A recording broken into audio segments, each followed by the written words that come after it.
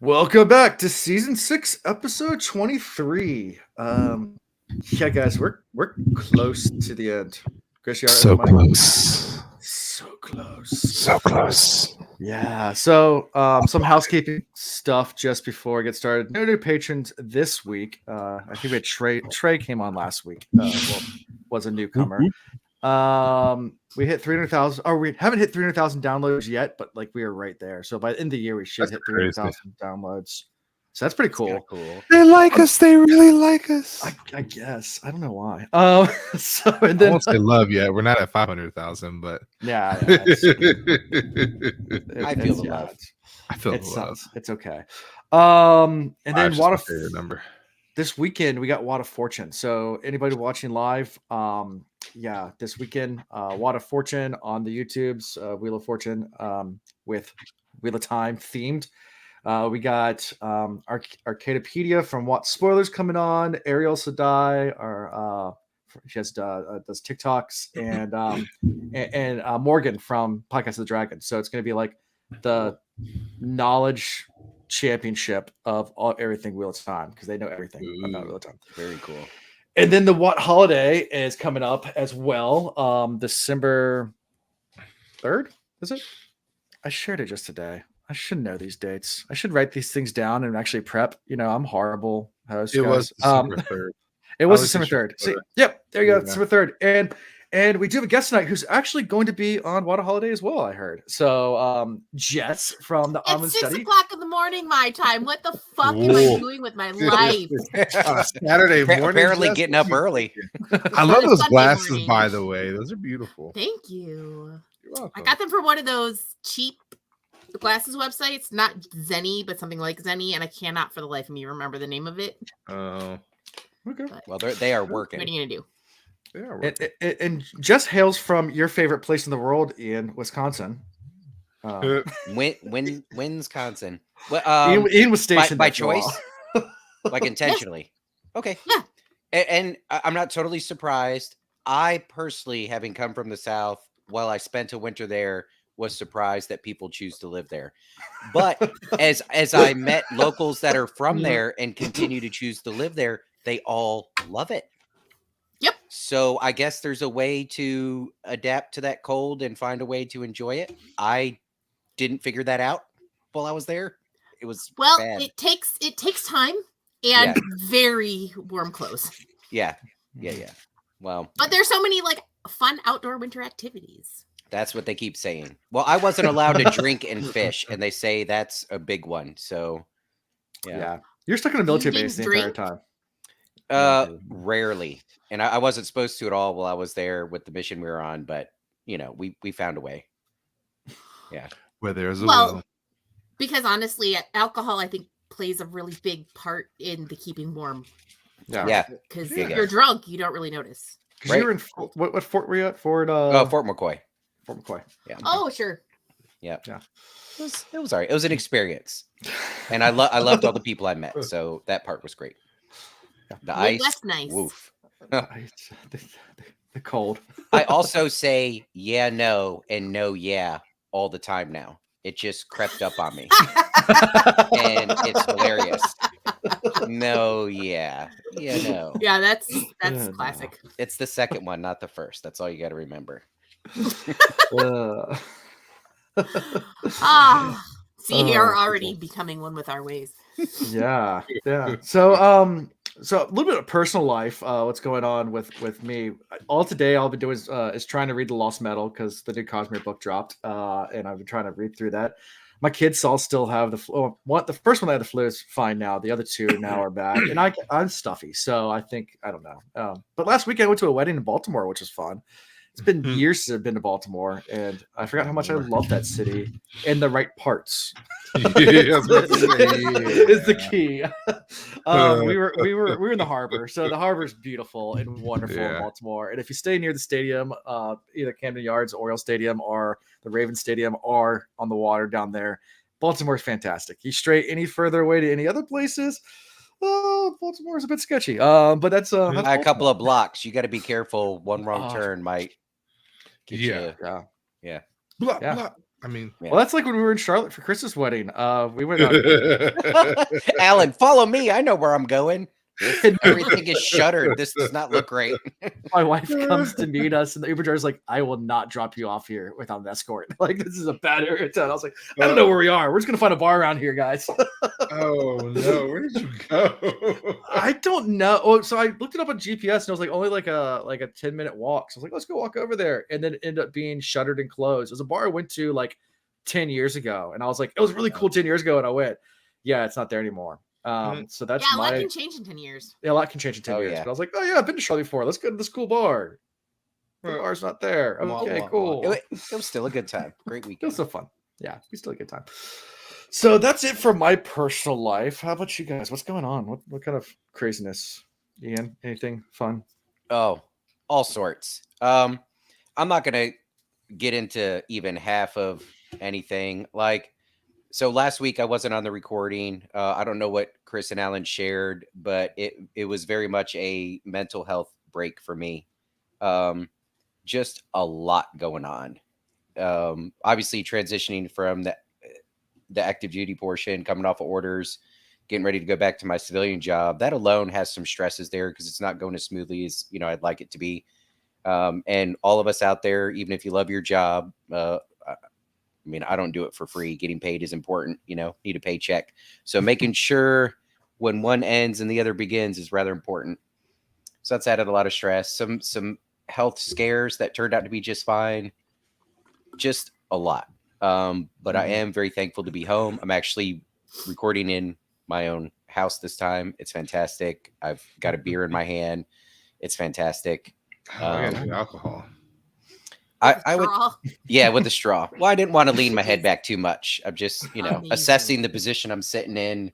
This is a straw kind of night. Well, So, and there I you go. appreciate the commitment to not to avoiding spillage. yes, That's critical. not going to Yeah. abuse the alcohol here There you go. in that way. In other ways, maybe. But Well, at least you're not recording the barracks anymore. I mean, that's a plus. right. No, I Silver linings. trust me, this last week I've been spending a lot of time like focusing on like what is good and having to make myself think about the good. It's Yeah. just stuff, life stuff. Yeah, you'll I'll get be through fine. it. I'll be fine. I will.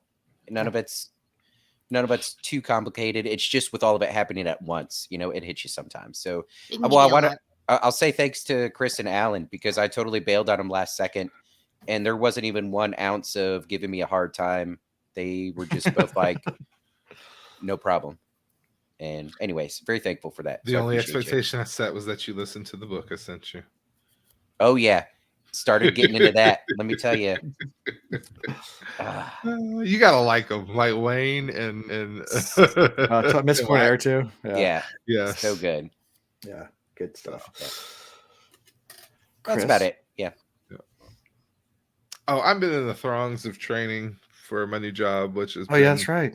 awesome. Learning about all the regulations and the rules and the laws and the things that go with being a banker, and a couple in-person trainings where they're like, "Hey, you're actually pretty good at this." I'm like, "Yeah, I've facilitated trainings in a past life." They're like, "Oh, well, maybe you'll want to switch over to our side." I'm like, if it comes with a good enough pay increase. There you go. Yeah, it's, have no problem. there's regulators don't like jokes either. I learned that the hard way. Early in I used to do banking years ago, and all the different regulations. And I remember a regulator came in and asked me, describe Reg O to me, and I said, "Isn't that stuff you put on the pasta?" Stupid dad joke, and he was out there like straight face, no laugh at all. He's like, "Okay, seriously, answer the question." I was like, "Oh, damn, Wow, tough crowd. rough crowd." All Maybe right. he has a sense of humor, but he's heard that one 10,000 times. Probably. That could be it. I'm Hey, gonna have to Chris. remember that, Funny story. You could share this with your banking friends if you like. But when I was at Merrill Lynch, they merged with Bank of America. They put a Bank of America banker with us that was about to retire. He was just kind of coasting. Great guy. He was in his 70s and had been a banker his whole life. And when he finally retired and he went to clear out his desk, he pulled a revolver out of his drawer and everybody started freaking out. And we were like, "What is this?" He was like, "Well, I was going to ask like who I turned this into." We're like, "What are you talking about?" when he became a banker, they issued him a revolver. And apparently, Holy cow. I'd have to do the math to figure the time frame, but that was standard practice back in the That's day back- for some bankers.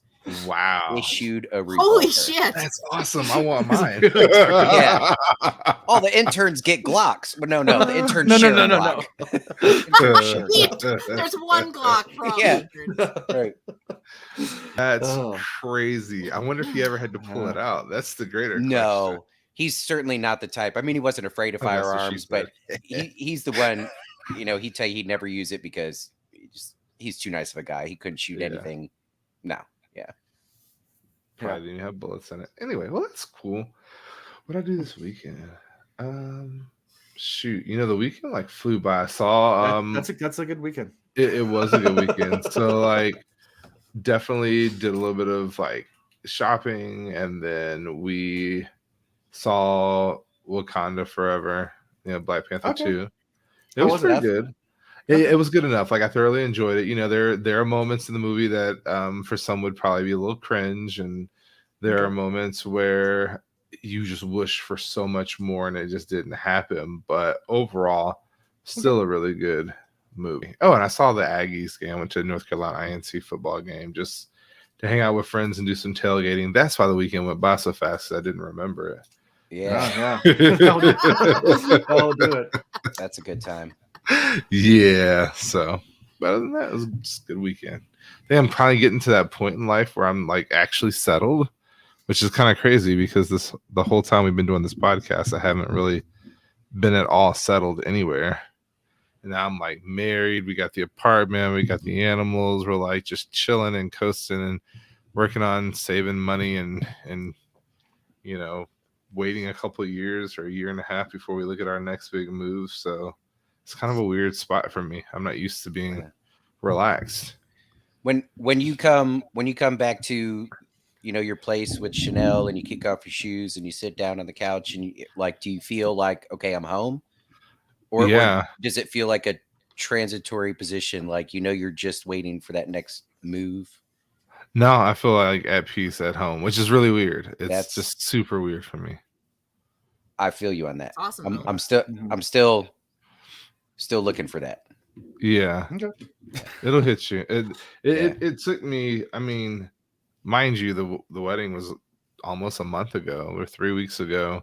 And like this has been our apartment now for a year and a half. There's just been so much going on, planning for the wedding, moving stuff here, transitioning things, finding new jobs, like so much happening at one time. And even now I'm starting a new job at the same time. It's just, I feel at peace finally. That's great. That's awesome. Yeah. Awesome. So, Jess, before we get into any of your personal life, tell us about your Wheel of Time stuff you do.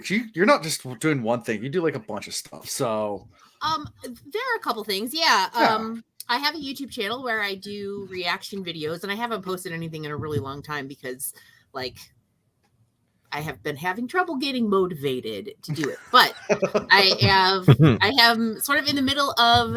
I reacted to the entire first season of the Wheel of Time show, and then I started reacting to Vox Machina, and I'm also going to be. I've recorded my reaction to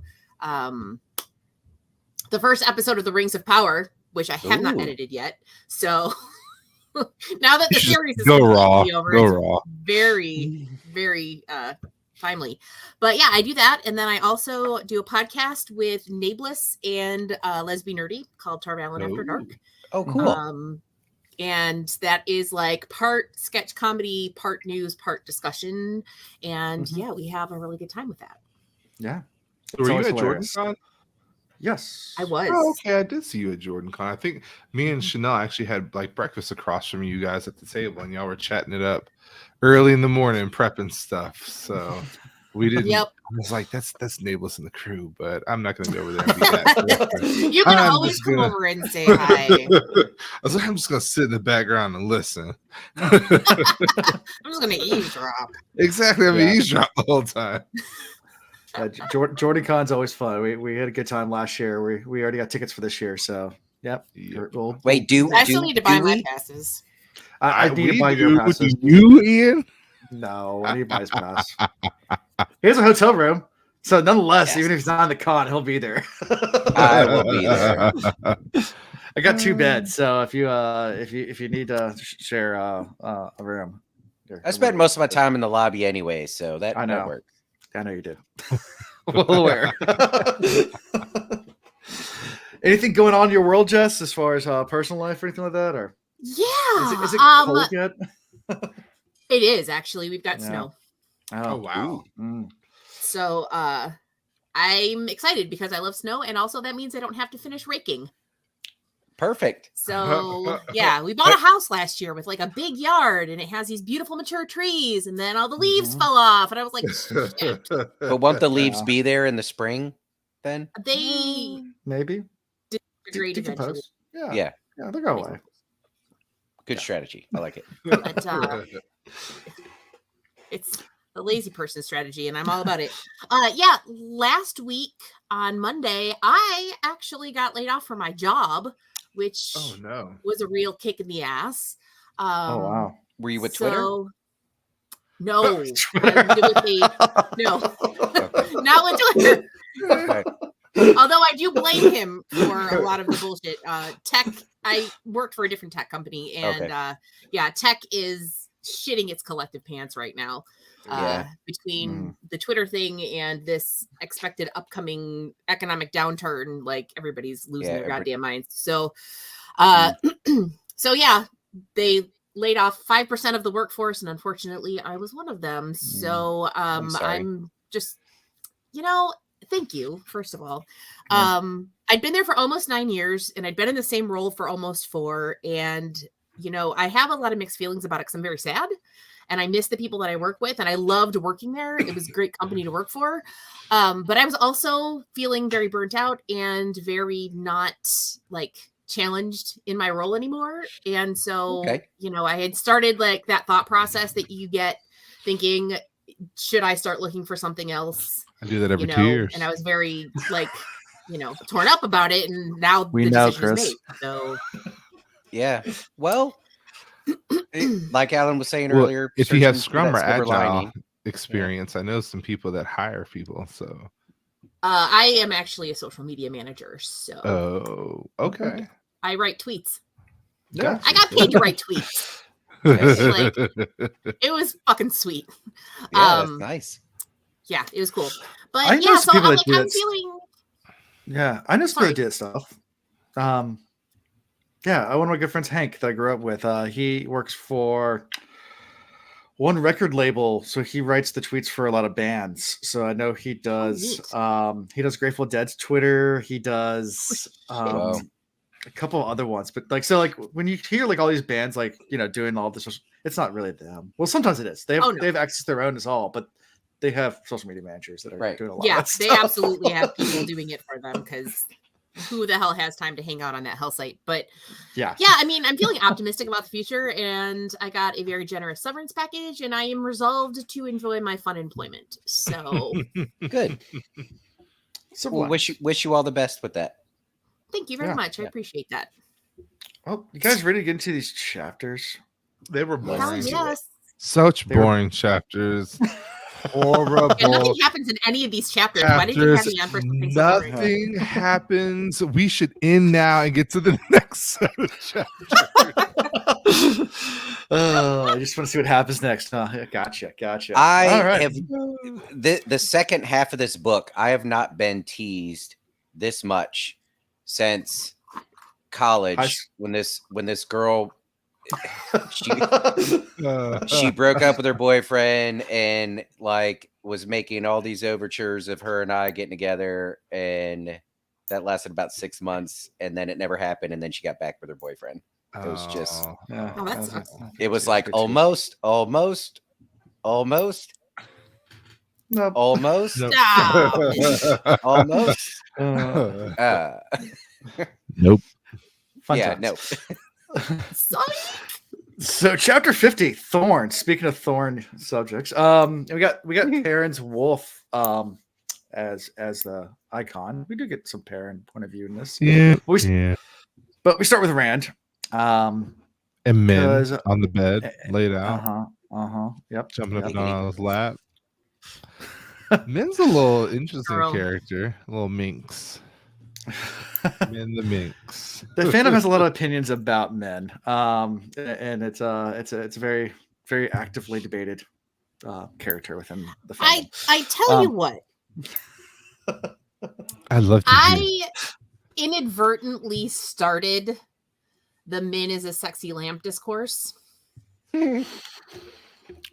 Yep. Sexy what? And now everybody LAMB, LAMP, what? LAMP, lamp. Sexy like lamp. from It's Like Christmas from Story. Christmas Story. Oh. Yes, but like I'll be honest with you. Hold on. it's- I'm a Christmas lover. I'm sorry. I love Christmas. Guess Me what too. movie I've never watched entirely? Oh, you should. It's so good. And it's a horrible thing because it's my sister's favorite movie, period. She even has the Yeah. lamp all over her house, 4 different versions, and Christmas ornaments. Never watched it. It is. It's. We I'd watch it rather every watch year. my and I Claymation. It's on all Claymation. day long on Thanksgiving, so just Yeah. find a 2-hour watch my gap. You can Claymation, watch it. my Claymation, Frosty and Rudolph, and anyway, I'm sorry for cutting you off. Continue. No, The it's sexy okay. lamp. We watched Rudolph last year. It does not hold up. No. Rudolph does not hold up. It does not hold Yeah. up. Probably Frosty's still good. Frosty's still good. I like the old Rudolph from like the 1920s. Like, Yeah, no, You're the- yeah. The misogyny is. that was Christmas Oof. to me. I haven't watched the Um, old one. Yeah. So yeah, sexy lamp. Sexy lamp. The concept of the sexy lamp. I heard about it from Neil Gaiman, and I don't know if he came up with it or if somebody else did. But the idea is, if a woman in a story can be, if she lacks the sort of agency and importance to the plot, so that she can be she could be replaced with a lamp, and nobody would really notice, then it's not a great character. And so I have opinions about Min, not because I don't like her as a character, but I feel like people could have done, Jordan and Sanderson could have done better by her. Okay. Yeah. She deserved better. Okay. She didn't, I don't think she got what she deserved in terms of plot and shit like that. Did So she not get Rand's dragon? I'm not supposed to spoil anything. No so- spoilers. And it's a free country, Jess. You do what you Do want. what you want, girl. You work for no man. I'm So, all about empowerment. So yeah, it's like every so often that comes back up again, and it's just like, I'm sorry that I ever mentioned it. No, I ever brought it that's up. great. I guess like I didn't think it out loud in my head, but it was kind of there.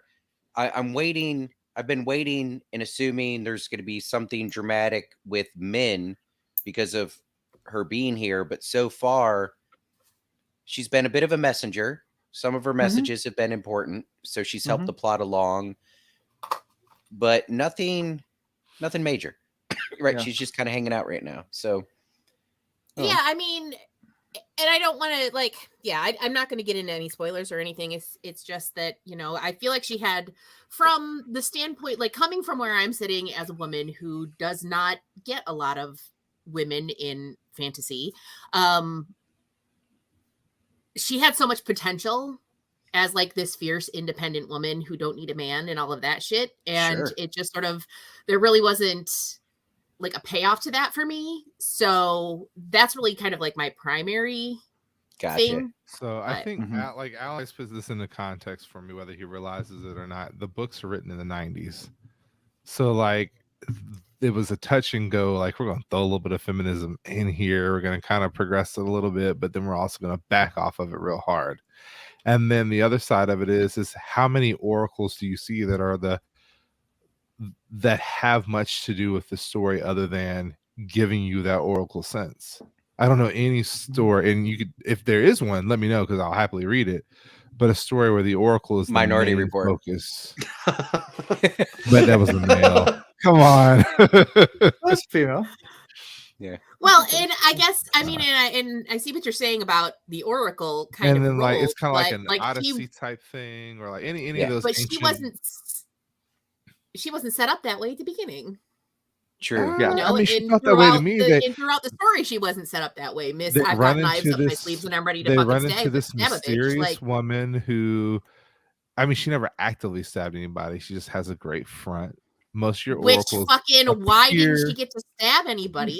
but most Give me oracles a up min who fucking shanks a bitch. That's what I want. Hashtag let be men on the stab. Hashtag let men Hashtag stab. let men stab. Let men all of take your out a oracles Forsaken. appear to have right this in the great fucking eyeball. strength and then end up depending on a man. That's how he. Rafe, That was if the you're trope. listening to this and you want to make an improvement to the show, let men stab. Let men Hey, I'm stab. down for it though. I like men. Next a lot. season just opens with her just shanking a bitch. Just bam. Oh God, I would. You never be Just a random person. She walks down the street, just chink, No, she just keeps fucking walking. stabs him right in the fucking Yeah. Y'all face. should have told me to Fuck take you, dude. tomorrow off. This is gonna be a night. We're gonna have so much fun. It could be. Yeah. Yep. So Min is what there. were we- Yeah, Min is Now, there. So thinking Min is- about Min is- bedchamber furnishings, Mhm. and then we talk about men being a lamp. So I guess Yeah. we're on the Min, right. Yeah, Min and- wants Rand to play a tune for her. Right. And he Rand's doesn't like, play I as work for no well. man. Yeah. And then the Someone- wise someone ones tell me come what to in do. and they start trading notes back and forth about health and healing and lots of notes going back and forth for like 3 days. Rand's just laying in bed, receiving notes and sending notes. that's how we start this chapter. It's really edge of your seat type stuff here. Typical Yeah, commanding no. officer. Yeah. Everybody else doing the work, just chilling there. Yeah, but then he decides to go check on his school. He goes to Harold Fell, which is who Ian calls me because he's the guy with tons of useless knowledge. Random info. Like, hey, look what I found out. Well, how would we use that? I have no idea, but it's Idea. cool, isn't it? It's neat, right? Yeah. I You get can yelled tell at because for the way it is. my wife literally yells at me for trying to explain stuff to my 4-year-old son. Like he'll ask questions like, "How does this work?" I was like, "Well, let's talk about quantum entanglement." And my wife's like, "Shut up, Alan. Just stop." I'm like, "No, but it's a Let really the cool concept." child He's like, "It's learn, 4." Alan's wife. Let the child learn. Oh, I'm like, "It's a really They- cool concept." Meredith's 6-year-old daughter was talking about colors or something. She pointed at something, was like, whatever, that's blue. And I'm like, no, it's not.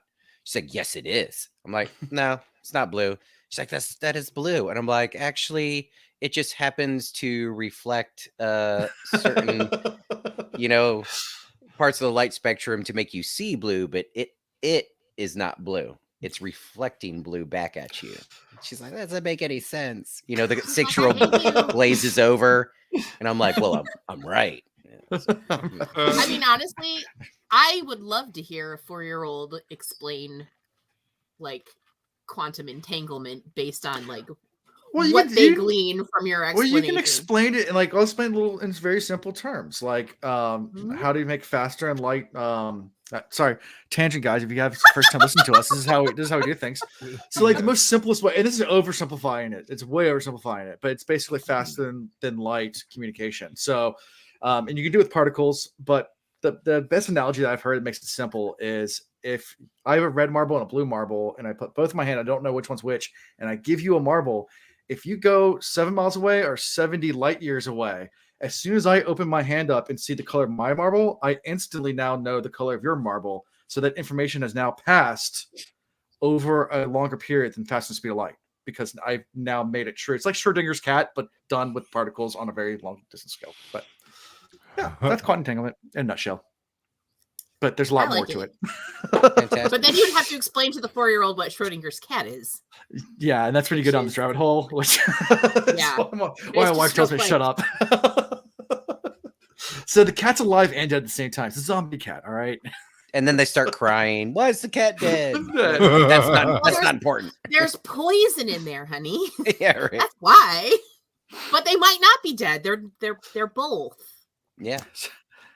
Aren't I we I all? actually had a 4-year-olds. coworker at an older job who dressed up as Schrodinger's cat. She had she was wearing like a box, and then she had like the cat ears and the tail. It was very good. That's pretty It wasn't clever. like labeled. It was just like a cat wearing a box. It was Yeah, you had to know a little bit to get it. yeah. You had to be a little smart. Yeah. Even Wikipedia isn't trying to explain this. It's like quantum mechanics is It's no, that's not what complicated. I asked you for. It's Well, like, so what happens with the particles? If I spin a particle, which is basically I put a charge on a particle, and there's a parent a linked particle, it's entangled. Doesn't matter how far away, it automatically reacts. So it can react light Yep. years away instantaneously. yes.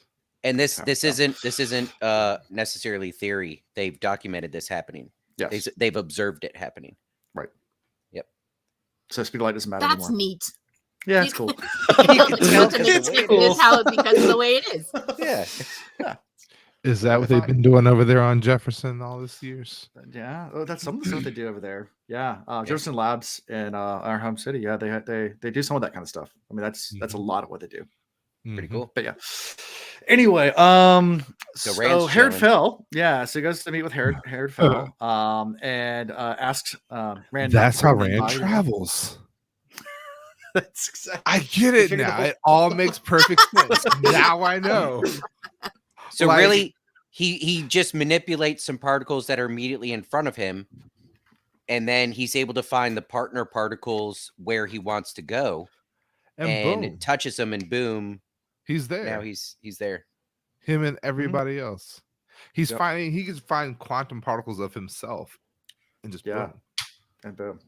You don't I have like to find it. quantum particles of the other thing. Like if you left a piece of hair way across the world, you Wait, could search up so that if you were on the other side of the universe and you found the particles that were partnered with my body and you were observing those particles, could you tell when I was engaging in certain activities by observing my the partnered reaction of the particles? particles. You should be able to. It's like, man, these particles are vibrating awfully hard and fast, Porn on the other side of the universe is very all by weird. themselves. They're just looking like in like electron microscopes going, oh, he's doing it again. Get it. He just slapped her butt. Two little atoms just buzzing. What a no face.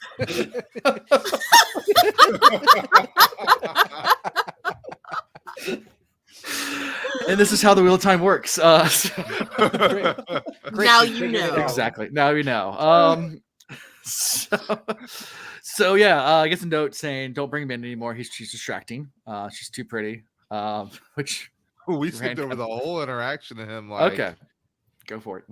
nothing important in there. I was just saying we skipped over it. I don't even remember what he was even doing there, other than the fact that he showed up there. He It was just wasn't important.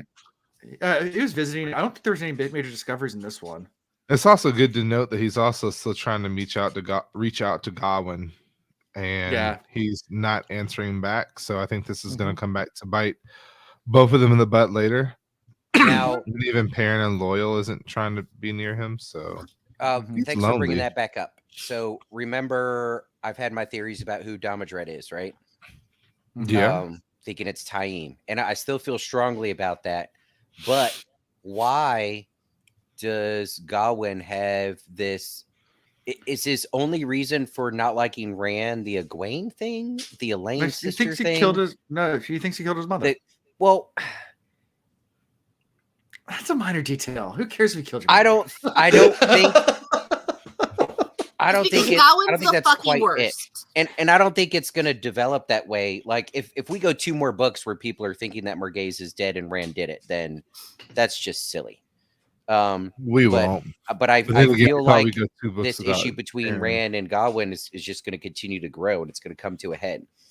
And then you have the That's what you Egwene think. factor where Gawain wants to get up with Egwene, but there's history between Egwene and Rand. And then that kind of relates to Damodred and Lews Therin a little bit. Because didn't Damodred also want Lews Therin's Chica? I mean, he wanted to be number 1, but wasn't there I don't some? remember if he wanted Ileana or not. Ileana or not. Yeah, he Hmm. always felt like he was second to her. To Liz, Maybe though. I dreamt that. Maybe I dreamt some Yeah. weird love triangle between There them. might have been. I don't know. All right, scratch that theory. It's still Taim, but maybe it's I Gawain. can figure I out mean, real we fast. can make it canon. We have power. Yeah. Who knows? But Yeah. And ever since the wise ones, I know we're skipping a lot of the anything about the Harold Fell section that you guys want to talk about per se. When Ooh. something comes and goes quickly like that, and nothing really exciting happens, I just make the mental note that Jordan is reminding us that it's there because it's Mhm. going to be important. Mm-hmm. So like that's accurate. it was a let's touch this again, so you remember that. Remember, I wrote this in the book. It's there. We're coming Now, back to what it. is really the deal with men being there? Oh, she's too pretty. Nah, I think there's something more to men, or something more to him and men. Wait, who said Min's too pretty? Fell, the Harold crazy Fell. one. I wonder if he has the ability, or he somehow recognizes what Min's ability is and feels I'm threatened by wondering. it. That's what I'm wondering is how does he feel around her? What does he know about her? Think about her. Or maybe he's trying to get with Rand, and he doesn't like that Min's a Doesn't like her hanging around all female the time. distraction. Yeah, That could be it. could be that. So on Demon Dread, all the companion says is that his hatred to Luz was because he felt that Luz robbed him of his glory. Right. So he wanted to be number one. So Yeah. that's funny, guys. I had either a daydream or a real dream about Demon Dread wanting Ileana and there being some love triangle there. I just made I all mean, in of that up. fairness, it could have been a fever dream. And it made so much sense that I assumed I pulled that out of the book. It could be that he wants to be number one in her heart. Maybe you're just seeing the future. Yeah. Yeah. I don't mean, know. personally, I will accept that headcanon. Okay. Look, I I'll will take accept any head I can get at canon. Aha! Head canon. Ew. So after this whole thing, let's see, the wise ones have learned about Min's ability, so they've been speaking to her a bunch, trying to get her to read a bunch of stuff and learn about what's going to happen. Well, see, I think the other buildup that we're getting here is that everybody's being their distance from Rand, and Rand is pushing people to a distance away from him, which is going to lead to problems maybe in the future. Maybe it's so far into the future that it's like a few pages away where the dummy gets locked the fuck up in a box. I'm going there already. I'm sorry. And we can go back now. What's in the box? Yeah. He's like, That's a good point. We talked about this back when he was in Camelin. Some of the mistakes Rand's been making, where like ultimately his goal is to unify, right, in preparation for this final battle. But it doesn't seem like his strategy is working very well. He does seem to push people away and alienate, and he allows questionable characters sometimes to take charge of certain things on his behalf with little to no oversight. You have Taim in charge of an entire school of male channelers, but then you won't let Min and Egwene and Elaine and people like that get close to you. Yeah, right. Complete stranger versus people that you grew up with / people that love the dragon. Yeah. Because And so maybe here we're seeing more examples of that. Like, yes, he initiates stuff that allows for creation, and there's this school and like innovation and all that jazz, but he's just very loosely tied to it. Not much oversight other than a random pop in. Yeah. Is that also going to blow up in his face? Quite possibly. Right. Yep. Yeah. And also Min's seen some viewings as well about deaths of some of the nobles and different people around the court, around Rand's which audience. means in the next chapter 2, it's about to go down. All right. All right. I'm glad you said that. I told Chris and Alan that this book, instead of Lord of Chaos, should have just been titled It's About to Go Down, because everything in this book is about buildup. Like, the actual action never really seems to take place, and I'm There's no doubting Lord it's going in to. this book. We have 6 pages left or something like that, and it's been build up. There's it's about to go down. Huge chaos. I mean, the only big chaos that could happen is if the guy in the box ends up becoming just a normal guy in the box. Yeah, that would just like destroy the entire storyline in my mind. Okay. if he's just Is this Empire normal-fied. Strikes Back? At the end of this book, do we go, oh, the bad guys are winning? Oh no. Maybe. So after all this, the second afternoon, we get to go hang out with Barrelane for a bit. So let's talk about that interaction because that Oh. was fun. God. Rand's not happy about her neglecting duties. Apparently, she's been locking herself in the room much and just giving orders to Rock. And he's like, the whole point of putting you in charge is so when people don't think an IO's leading them because they're not going to accept that. Like, lead. I put you in charge to lead. Like, quit hiding. But she's still colluding with the maidens, or not the maidens, the wise ones, right? Right, but that's more IO. Like, the whole point is Barrelane's supposed to be leading in his absence. So he And she flat out told her, Cause like- she sucks. you know But why you're would in he charge here, assume- not him. You're supposed to listen to his advice, not leave everything to him.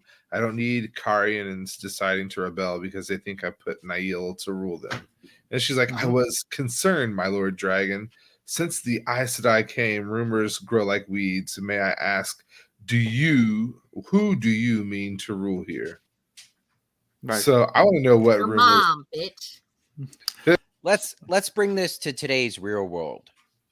You're Barrelane and you're in your office and you're doing your job. You've been doing this job for a couple of years. You're pretty good at your job.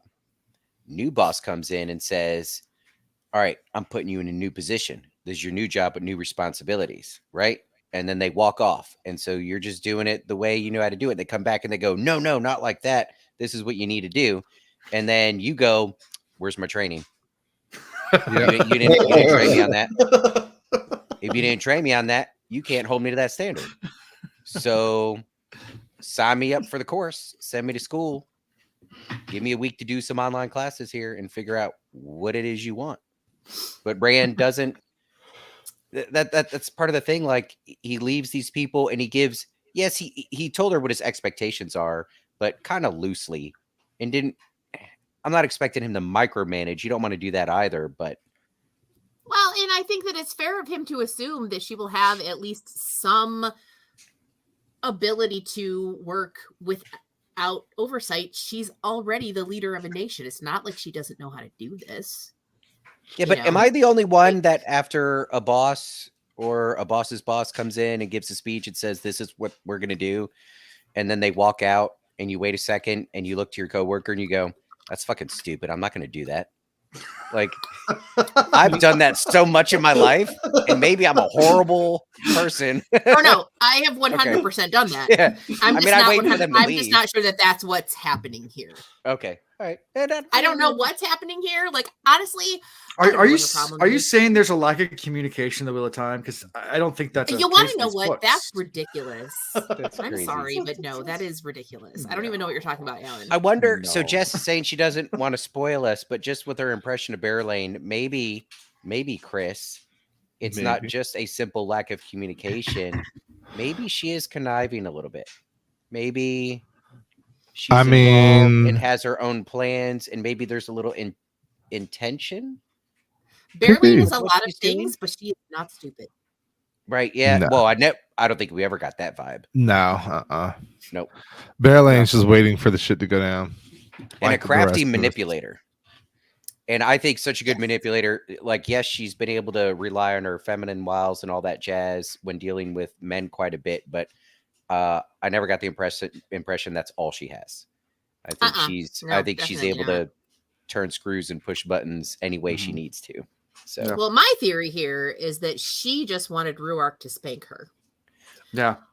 But yes, I could be predicting. So here's the prevailing thought that keeps coming to my mind, right?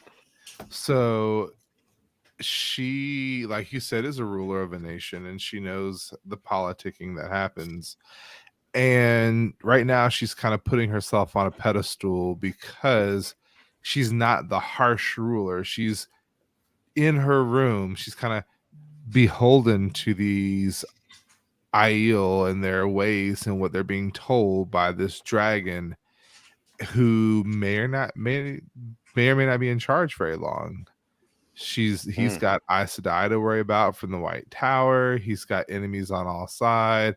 So what better thing to do than kind of position yourself as like a, hey, I'm doing my best for you, but I'm kind of confined. And once opportunity becomes available, then best believe I will take Ooh. action.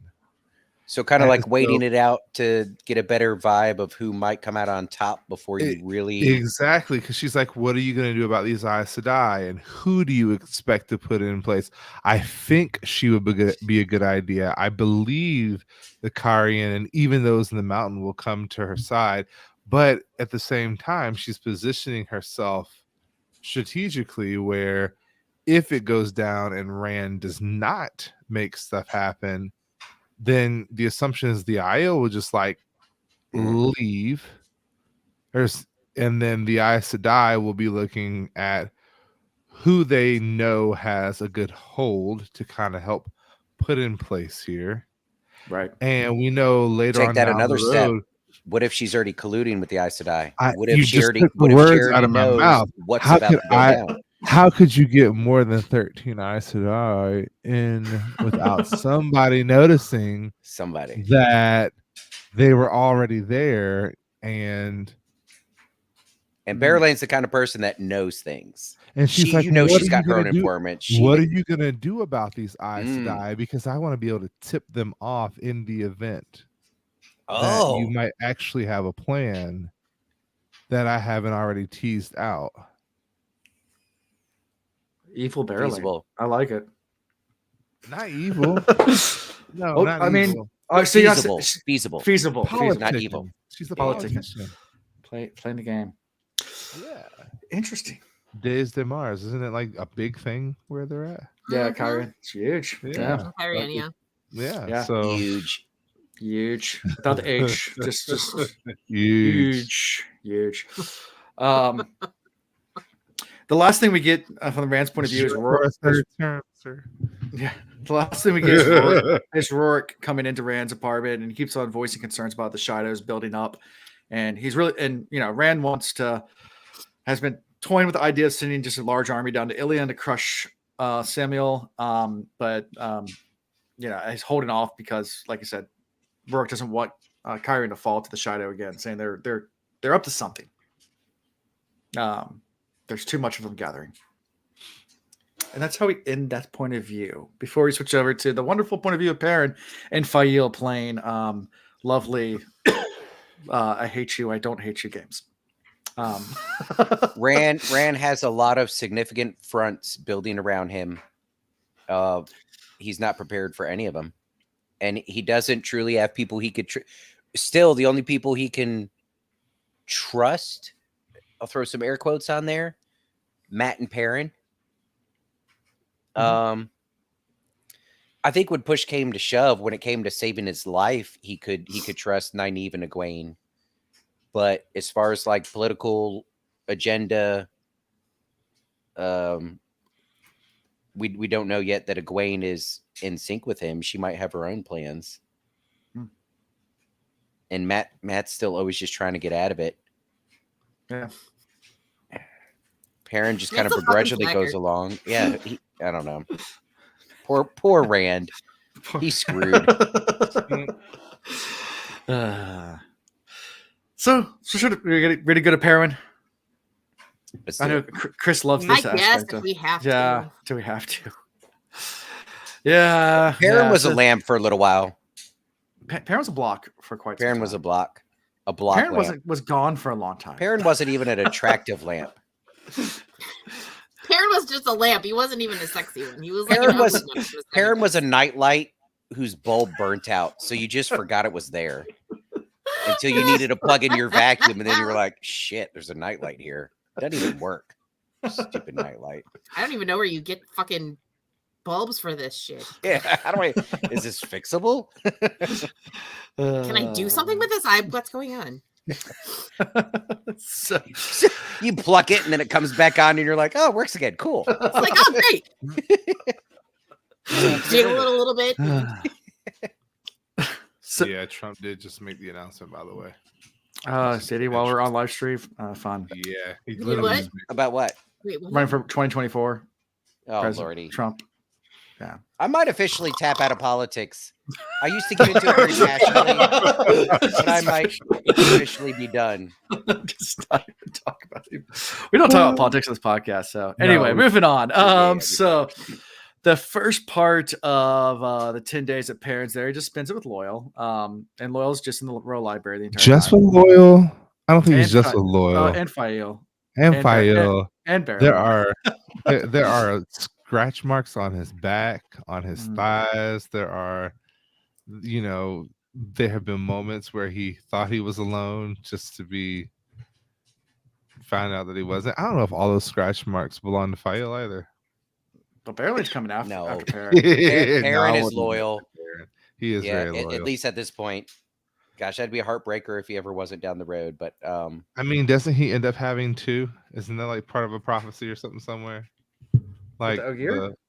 No, talking about it's the Falcon Perrin, and the Falcon and the Hawk. Falcon and the Hawk. And Yeah. Barrelane. Sigil remember, we're thinking the Hawk's going to be one of his kids, his daughter or something. Okay. Is that what we're thinking? I'm thinking No, I just can't imagine. that he's being hawked. I feel a for lot. him. When I say this, it doesn't apply to like my relationship now at all. But We're I've announcing certainly right been in- now on this podcast, Ian is running for president. I'll be running as running mate. That's about the Right way here, I get involved again. right here, man. Yep, let's do it. Let's do it. Screw it. Yep. We should write in loyal. I'll run for president. Yeah, we can do it. We can make our own party. If got my vote. everybody wrote in loyal, Yeah, nobody would ever write see in him, and I would loyal. have to come out and release statements for him. That'd be hilarious. I would Yeah. love to see that. By the way, hold on. I forgot all about this. Those of you listening, some of y'all owe me $20. Oh, that's right. Oh yeah. I can confirm. Yes. Because we had a bet going on saying That what at was the it altar again? when you Ari. get met. Yeah. Well, when hold you on, say I Alan. do, you say I do be. I Yeah. do. Arg, I do. But here's the Arg, loophole. I do. I don't think we specified we said he had to say it, At but the wedding. I don't think we specified it had to be at the altar Nope, you did for not. You the just I said do. at the wedding. But and you he not did. say- and I did it. Yes, so. coming down the Altar. aisle. Uh-huh. They're smiling, posing for pictures, and when he comes up to me, I'm gonna put my he got cash all app. up in my face. Go I ahead. do be Beldoman. I do. I do. Where's my phone? I'll put my cash app out in the chat for you guys. Yep. And I expect my funds to hit soon enough. Well, hey, Chris, when I get paid, you'll get paid.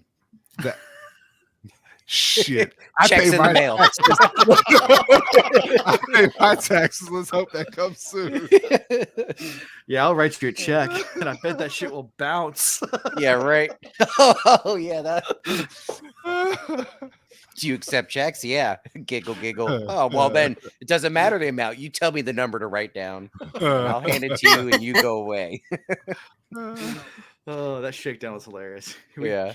We have to have cash. Do you accept check? Sure, I do. He goes, all right, how much you want?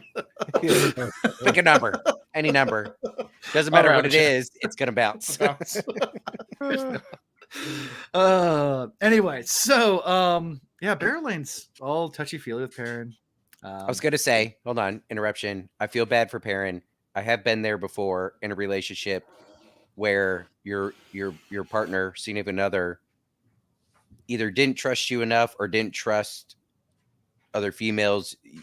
You have to be around for whatever reason enough that like you're just constantly getting this scrutiny. So like internally, you're annoyed by this person that's clearly trying to flirt with you, and you feel totally committed to the person you're with. But then there's issues with the person you're totally committed with because they assume something's going on, which just pisses you off even more because you're like, one, I don't like that this is happening. I really like you, love you, whatever. And now I'm getting shit from every direction. I have to put up with Barrelane's bullcrap, and then I have to put up with your stink eye, which, I mean, if you want to stink eye her, that's fine. We'll stink eye her together. Let's sit down and we'll double stink eye that woman. You know what? Why you stink eyeing me? That's not fair. Come sit on my lap and we'll fucking scowl at her. Well, and I Yeah. think the thing that's really important for you to remember is that Fael doesn't say anything. True, this What- is all in knows Perrin's head. Yeah. Mhm. He is not going by what she's saying. He's going by how she smells, which is a clear indication for real. Like I do I that all learn the a time. lot from smells. but also I know it. but also Chanel is you very might be annoying. feeling something on the inside, but you Huh? are cheering that because you realize that that isn't something that you really need to worry about. You're feeling something and you know that it's not reasonable, so you don't say anything about it, right? Okay, Chanel, that's super did fair. Did Chanel just You yell at you know, from the other room? so-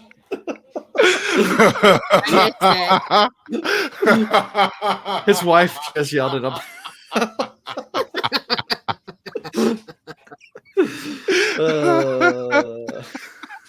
So All right, Chris, what does the mood smell like now, Chris?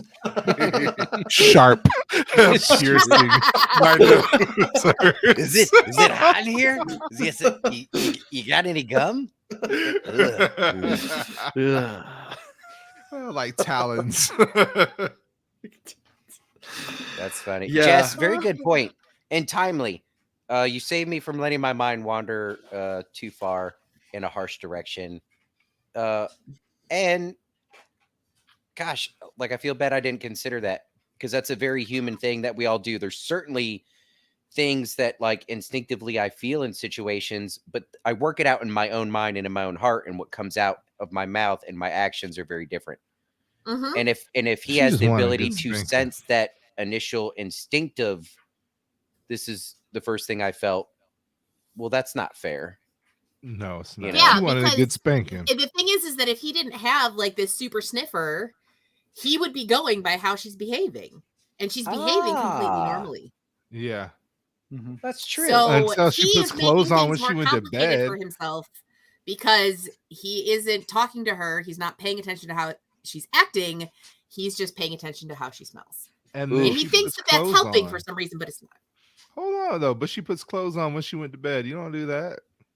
Thank you, Chris. I need- However, I need it. Because over Because- years and many experiences, I've realized they all do that. But it is because he asked Because- questions that he assumed. she got pissed off at him because he said and did stupid shit based on how she smelled, not by how she acted, not by talking to her. He said, "Oh, she smells jealous. I'm going to try and make it better." And he didn't make it better. He made it worse. Because she might have Because he been kinda feeling called her jealous, out but she into it. knows that there isn't anything that she needs to worry about. And then he goes and he puts his foot in his mouth. And that's Yeah. what makes her mad. But Both also, foots. the other thing that we need to bear in mind is that Fail is not good at relationships because She's she young- doesn't she's very communicate young. either. Yeah, she's a literal teenager, Right. and she Mhm. sucks at it. So, you know, the silent treatment isn't healthy, and that's what she's doing. No. She's also not communicating to him the reason that she's upset so that they can work it out the way, you know, adults do. So That's the way the Mhm. best marriages work, right? Yeah, we just bury it deep. bury it down deep, never and talk about it. Yeah. Hope it goes away. I've been Right. married twice. It works great. Yeah, every time. Yeah. Communication in the wheel of time. 20% of the time, it works 100% of the time. and parents' reaction to it is just to avoid both women, which always works. And just go hunting with gall, which that's always the way to solve problems, right? Which honestly, he just leaves. He doesn't even tell her, "Hey, These I'm days, trying to avoid bear lion because she's sexually harassing me, so I'm going to go out hunting with gall." He doesn't these tell her. days we He call just it leaves. golfing. So why the fuck do you think that she has a heavy nightgown on when he comes in at night? Because he's just fucking off all day and doesn't say a goddamn thing. I also would be donning a heavy nightgown, but I Yeah. wouldn't because I would actually just tear him a new asshole. Yeah. By which I mean Yeah. have a reasoned conversation, Right. obviously. I was gonna say, do we have a safe word? Ah! It's pineapple. You know, Jess, we've been doing this for so long. She knows our safe word. We've been doing this podcast and reading for so long. You think we would not forget this, but that is a good reminder. The way Jordan writes, we're only in one character's head at a time. And so Mm-hmm. even though that character is describing stuff and telling us about everybody else around them, it's from their perspective. Well, I think So you got to be File's careful another one. assuming truths about Mhm. other people that they're thinking about or talking about. I think File's another one that's not developed well enough by this point. But I feel like had he done that, we'd have 16 books to read, and then Yeah. we'd be on a 10-year adventure. That's true. So, We still know so little about her. yeah, Mm-hmm. we've gained a lot of perspective in regards to her actual like life before becoming Very recently, very recently. But as and far still as not what a she's lot. actually thinking, like we Mhm. don't know. Yeah. Yeah. All right. And you know, the thing to always bear in mind when you're reading these books is every narrator is an unreliable narrator. Yep. Yep. And Alan told us that almost right off the bat when we very first started Mhm. Eye of the Yeah. World. But man, you get into this and you forget it sometimes. Yeah, because you are basically omniscient because you know everything that's happening with everybody, and then Yeah. you're like, why are they being so stupid? Yep. Right. So then we switch back to the final point of view, which is back to Rand. And on the 10th day, he gets another letter from Corin asking for a polite request for another audience. And for the Aes Sedai to come meet. You know, he agrees that 3 can come. And that's it. And also through the water bond, he feels that he tries to feel out where Alana is, and about halfway, he figures. Who's Aliana? Alana. Oh, Alana. okay. I was So- thinking maybe you were letting something slip. No. I just I don't even. I just added extra letter in there. Alana's about halfway to Kyrian, and expects that they'll probably be there about 10 more days, which gives him enough time to probably meet with the Tower Embassy twice, is what he thinks. Mm-hmm. Yep. Mm-hmm. He's got it all figured out. He Yep. does. I think it's Button going it to up. work out beautifully. He's going to meet with him 3 times. He's Yeah, got it's just it once he got all the figured out. support between all the Aes Sedai, then he'll throw his full go finish off Samuel, and we're good to go, right? Yeah, right. Don't Yeah, you love I when a like this plan plan. comes together? Oh, how to take Little did he that's- know. And that's how we end this chapter. turn tables. Anything we missed, or I'm sure we did, but Did we say it's about to go down? it's about to go Did down. we bring that up? Okay. About That's Because a good to point. Go down. Excellent point, salient and well made. Yeah, because Mhm. we're still there. We're still about to go down. Yeah, still there. So let's move to the next chapter. Yeah. What do we really Chapter feel f- about Fael? Like, what's really going on in her mind? What do we really want to unpack? Like, is she really upset? Is she? So I think a lot of the fan doesn't like Fael, and I think she gets a bad rap. I like Fael, I like and Fael and too. we haven't really She's gotten cool. to I like lot, her toward the end, Yeah, The warrior like princess. post Malden. Like, I got nothing against her. she gonna have many pups. I'm excited about that. The guys ready on 51, The Taking? Let's do it. Yep. You know, when we Uh, saw the title of this chapter, we should have known what that meant. But I don't think we even guessed it. Did we even try to guess? Did we even talk about that, Alan? It was just me and you. Did we It even was just talk me and about you. it? I don't No, think we talked about chapter you're like, title. I don't know what the tanking means. Maybe it's gonna take something. I don't know. No, I think you Yeah. thought that maybe that's when they're finally gonna get the bowl of winds or something. I think Yeah, that's so what- you could I take it thought they're from gonna- something. something like that. Not I was too way long off. ago, we were talking about Rand getting caught up with the Aes Sedai and eventually getting gentled, and relating that back to that, not really vision, but experience that Egwene had of being Amyrlin, and then going to help Rand or whatever, finding out that they're trying to gentle him in the tower. Yeah. So And I think we certainly didn't guess this was coming, but we flirted with the idea that it may happen. Mm-hmm. And here we are. Rand let Sulin hold his coat for him to Mhm. put it on for the simple reason that he would have to rip it out of her hands physically to do otherwise. He's so over Sulin. I am too. I need her to be Yeah. done with her toe. Fucking right. Sulin, like Be done. he's bitter as shit, and I love it. And that's the thing, like, it's her own fault. A, because she gets to pick her own toe. B, and C, really, this is the moment you decide to use them. We have had plenty of that's what she said moments. We have plenty, and you use it there. I've dropped 6 Anyway. giggities and I haven't seen Exactly. one giggity pop up on You the know what? screen. Honestly, Jake's supposed to be doing this stuff, not me. But like, since he's not doing anything right now, I'm now flipping through. You're fiddling. Gotcha. But you don't miss that toe. No. Well, So- Rand doesn't know enough to tell her, you owe no toe to me. Well, I guess we talked about this. The toe's not really to him. No. It's the not- guy. Well, and yeah. like the individual is the only person who can determine whether their toe has been met. Like Yes. Right. she has to make that decision. Nobody else can do it for her. And if they try, it's gonna piss her off. But Look, I've stubbed my toe before, and it only takes a half a second of that for me to go, that's enough. Yeah. No more. But see, and that's the Because thing. it hurts. Rand Yes. needs her back at her A game.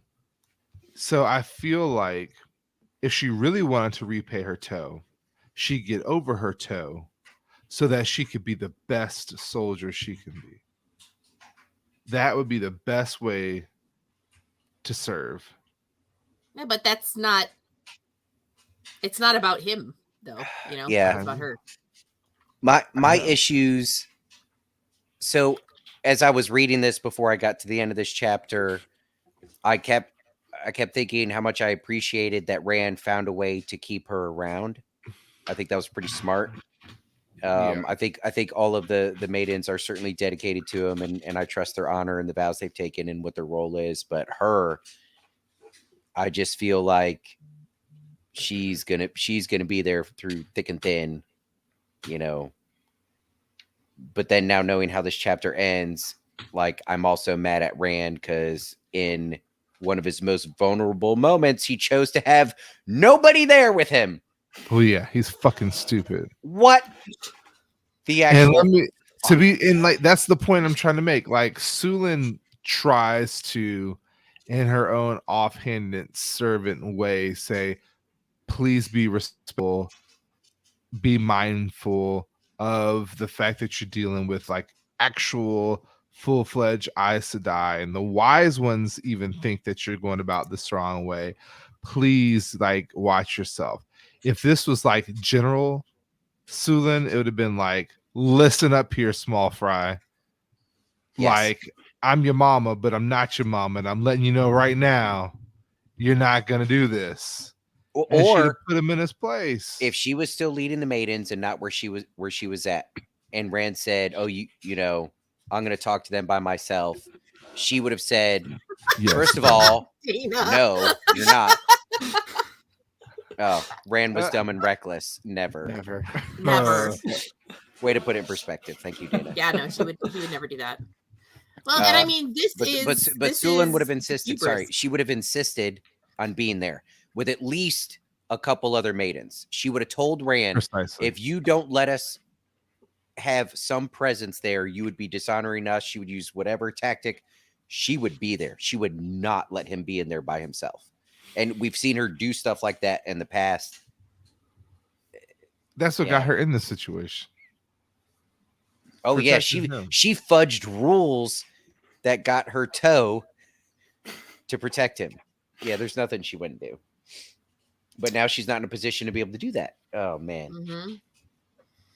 But also, Rand has these blinders on at this point. He's just like the hubris of this man that he thinks that there's no way that they're going to break the rule that he's set for them. Yeah, because these are the and nice bring Aes Sedai. more- What's that? These are the nice Aes Sedai. He left the mean Aes Sedai, the ones that didn't follow his rules. It These wasn't are the even nice follow ones. rules. So it's like, and you can the trust 'em. idea that they would never break his rules because he's the goddamn dragon, and they would never try to sneak in more. And I can totally take 5, you know, and not thinking, okay, we're going to actually prohibit more than this number of people, not just this number of Aes Sedai. Like, just mistakes left and right. This man.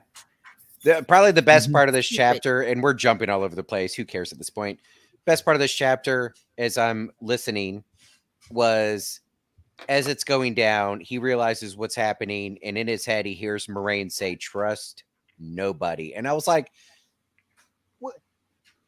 Even after Moraine left, even you were thinking, "Gosh, I wish she was around." Even you had these feelings of like, "All right, maybe she was trying to help me." And the last bit of advice she gave you that you should have held on to dearly was the "don't trust any Aes Sedai" thing, and you just, "No, I got this. I know what I'm doing." What a dummy. Yeah. I was in the car listening to that and screaming at the audiobook. Yep. Just what a okay. Where we at, So- Alan? So Luce Theron, the crazy guy in his head, is talking about Demon Dread and Samuel, and he's trying to get rid of Luce out of his head as he's preparing to meet with the emissaries from the White Tower. And you already went through the whole thing about Sulin saying, what the wise one said. Yeah. So, Rand feels good about the meeting. He expects he'll be able to fend off any questions that Corrin might have, and he thinks he can take it on his own. And he'll be able to then go and practice swords. So, and that's kind of the last thought he has before he goes to the Grand Hall and all this stuff starts. I'm gonna go hang out with 5 Aes Sedai and just 20 of their friends, and then I'm gonna go practice swords. I'm going to practice swords. Yeah. Well, to be fair, he only What thought could it was possibly 3. go wrong? Mm-hmm. To be fair, he only thought there was 3. So Yeah. Maybe I think there's 3. And 20 of their friends. Right. Yeah. Well, yeah. So, yeah, three women come in, followed by a dozen hooded servants. Carrying. Which, not the first time this group of people had servants with them. Mm-hmm. So they were smart. And before they did anything with these servants, they brought him in before to be like, is he going to have an issue with this? Let's bring him in, do nothing, and see if, he gets comfortable with it. And then we'll use it later. Yeah, like as paranoid as he is, like he chose these moments to not be paranoid. Like, you're not going to make them put their hoods down. You're not going to say, no, only the Aes Sedai, everybody else can fuck off. Like, yeah. As paranoid as this man is, he chooses this moment to be like, oh, yeah, it's totally fine for 13 people to walk into this room. Yeah. 13 women, because they have hoods on and they're dressed like servants. So obviously they're servants. Like, Yeah. And the rest of them don't even need to be full-blown Aes Sedai. They just need to be able to barely channel. And the rest of them, the rest of the Aes Sedai can handle business on their own. Right. It's true. So. Yeah. And they come in carrying 2 boxes, so Rand thinks right away that there's it's obviously trying to buy him off. And presents. But he even thinks about it. He even shiny thinks that, things. Like, he's like the Aes Sedai, I think they could just buy me off. Sure. Like,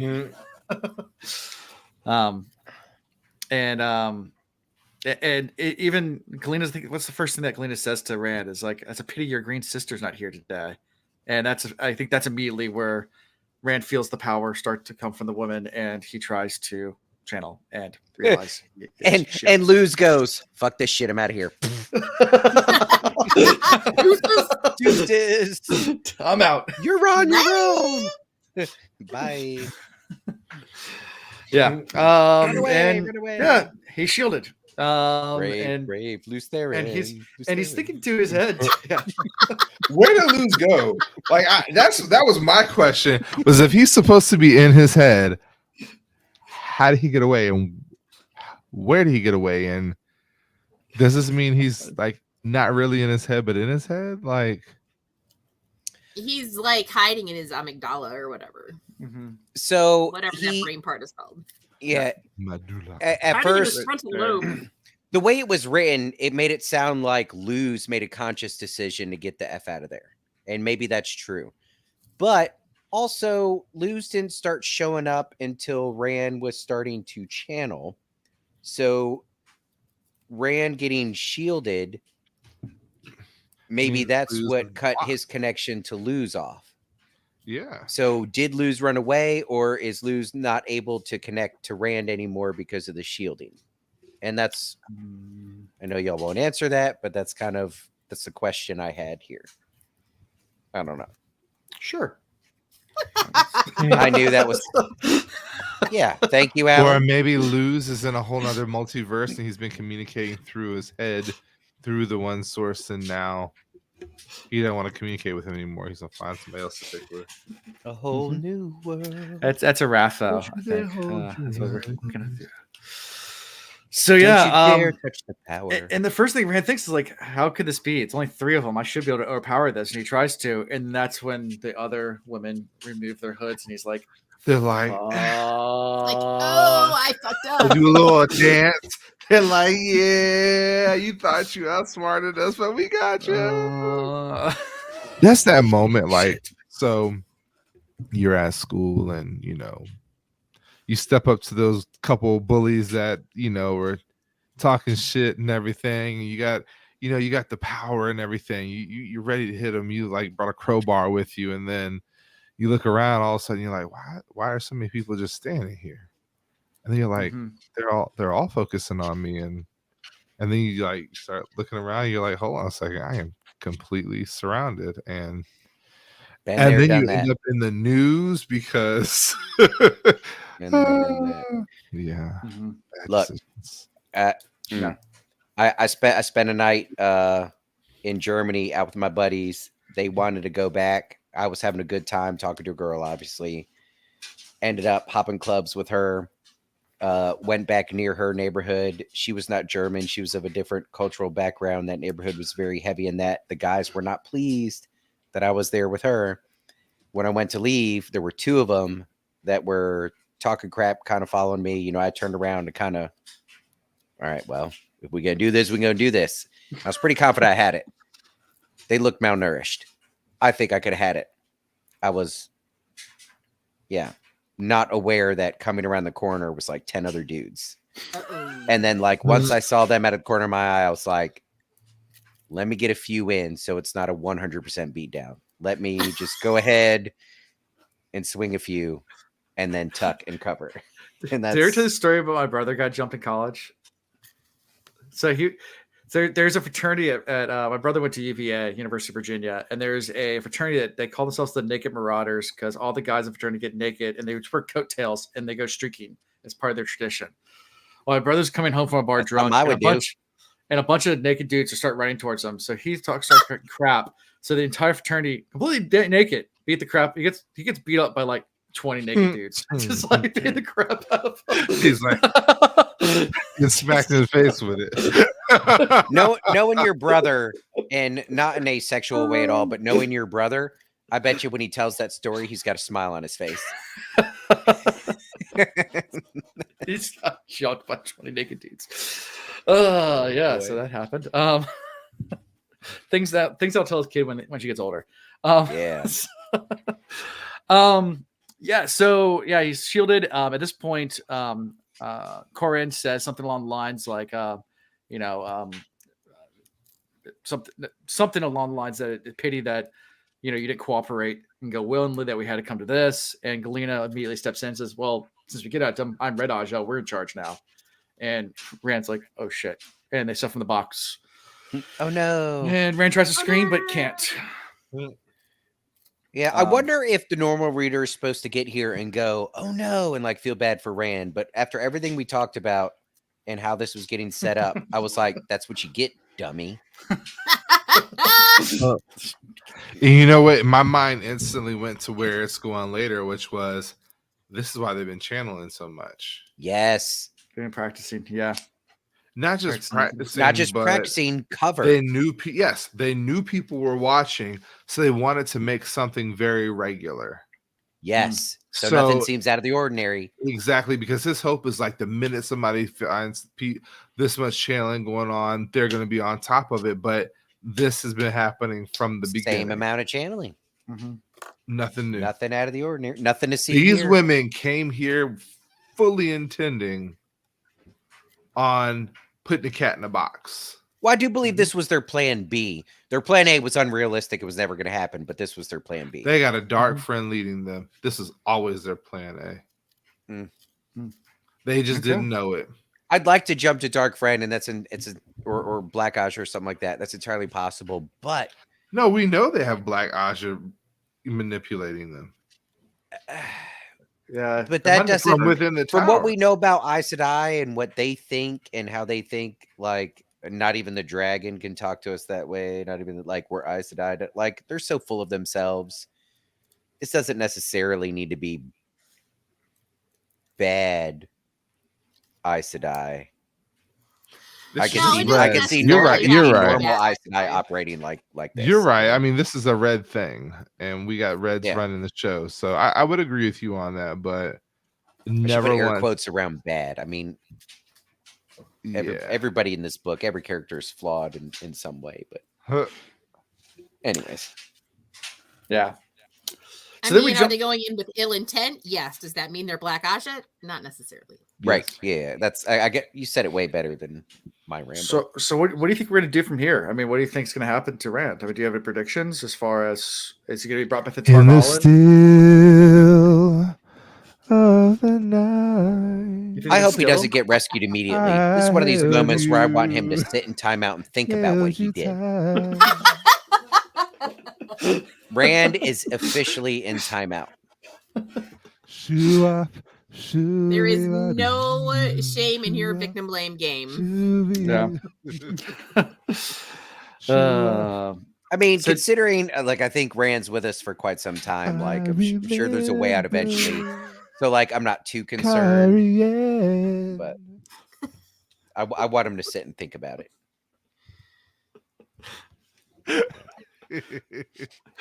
Oh, you know what I added to. I've rarely had to put my kids in timeout, and there was an incident the other day where it was one of mine and one of Meredith's that, you know, they each had their own individual thing happen around the same time. I was like, you know what, y'all go sit on the couch, no tablet, no TV, no, just sit there. We'll do a little timeout. And I was like, well, I'm not just gonna have them sit there in their thoughts. I'm gonna just go talk to them. But it wasn't like a constructive conversation or anything. I just talked about whatever I wanted to talk about. And I bored the shit out of them for about 15 minutes. And then I was asking him about it. I was like, so you enjoying your time out? And her youngest goes, it would be better if you weren't talking. And I was like, yes, Tier. gotcha. God tier right there. Mission that's accomplished. Yeah.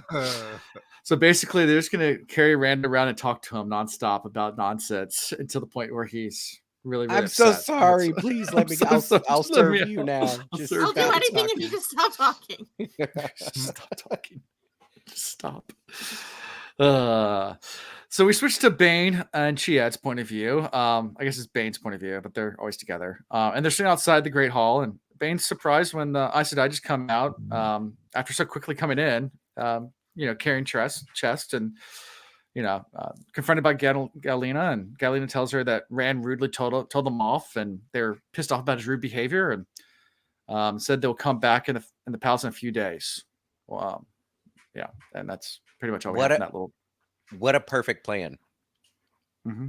You know what's bad? As much as we like, as the reader, we get put off by the Aes Sedai and their attitudes and their thought that they're so much better than everybody else. Like in this scenario, in this plan, they planned it perfectly.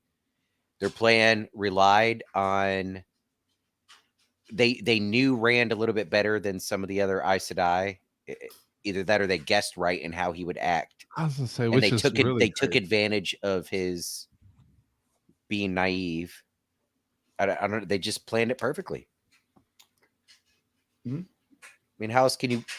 We're always thinking, oh, with all these maidens around and da da da, like nobody's could get to Rand without this really big fight. It's not going to be easy. And they just walk in, took him, and left, Mhm. and convinced everybody that Rand's the asshole. Yeah. And everybody goes, no, that makes sense. That makes sense. Yeah, they're like, yep, that checks out. Yeah, right. Sounds about right. Yeah, we hate it when he does that test too. He does a test too. He does it to us too. I'd say that's fairly classic him. Yeah.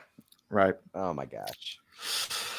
And then we switch to Perrin's point of view, where Nandera comes in and tells Perrin that Rand's left the palace, and Lord and Loyal and Fael just plain stones nonstop.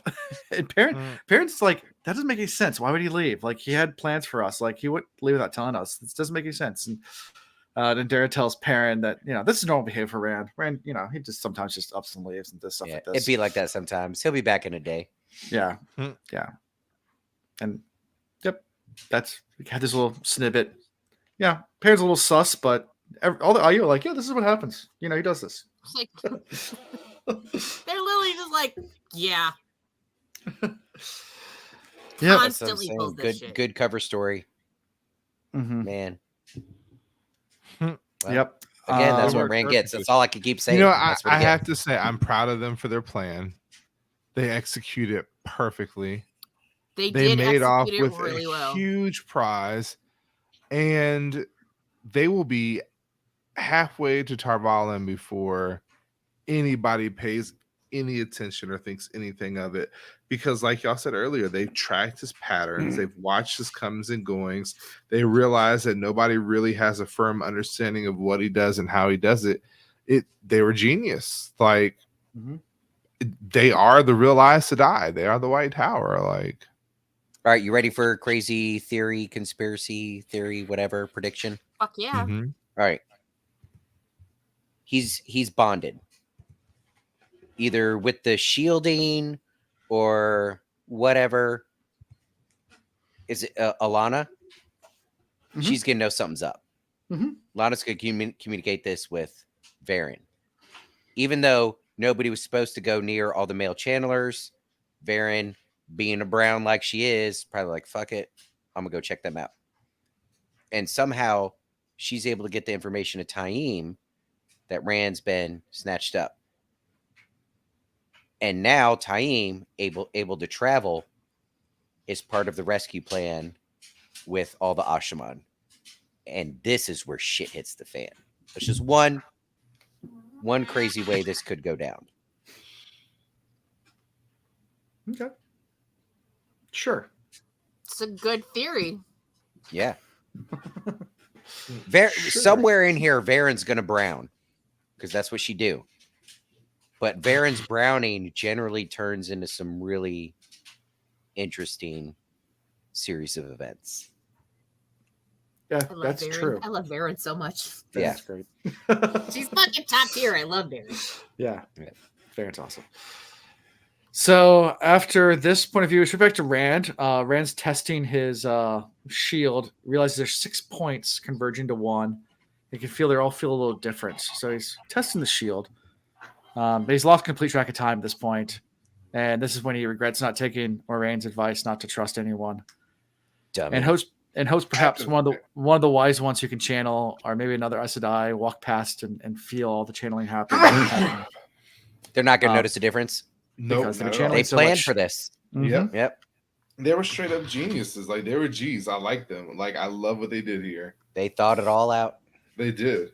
Right. And it goes back to Sorelia's point of view, as she's a wise one, walks right by where Rand's being held captive and pays it no mind. She feels about the channeling. He's like, yeah, that's been going on for days. But this is why I think about Alana. Because, again, I know there's a bazillion books coming out. I'm fairly confident Rand's going to be a part of a lot of them. So this isn't the end of Rand. So how does Rand get out of it? The only thing that they may not have planned for or thought about well enough is Rand's connection to Alana. And she's going to recognize... Well, they don't know about it yet, so... Do they not? Well, yeah, maybe not. No, they don't. Right. So... No, very few people, I think very small number of people. Right. Good question from chat. So anyways, Alana's going to know. Chat goes, wait, if Taim is... Because Demon Dread has been demanded to make sure that Rand makes it to a certain point. Rand's still needed by the Dark One. Demon Dread don't give two shits about anybody else other than when you don't become number one by letting somebody else take out number one. Rand is his to destroy by his plan. So will he go save Rand so that he can then take Rand down later? Yes, because that's what twisted fucks like him do. But great question. Sorry to slam the door on that. That's what twisted fucks like him do. Apparently, I'm Yeah. drinking angry beer. I did not know. I'm here for it. I surprised myself. I still love you. Tell you what, whoever that was, send him something from the gift shop. But My bad. Him or I mean,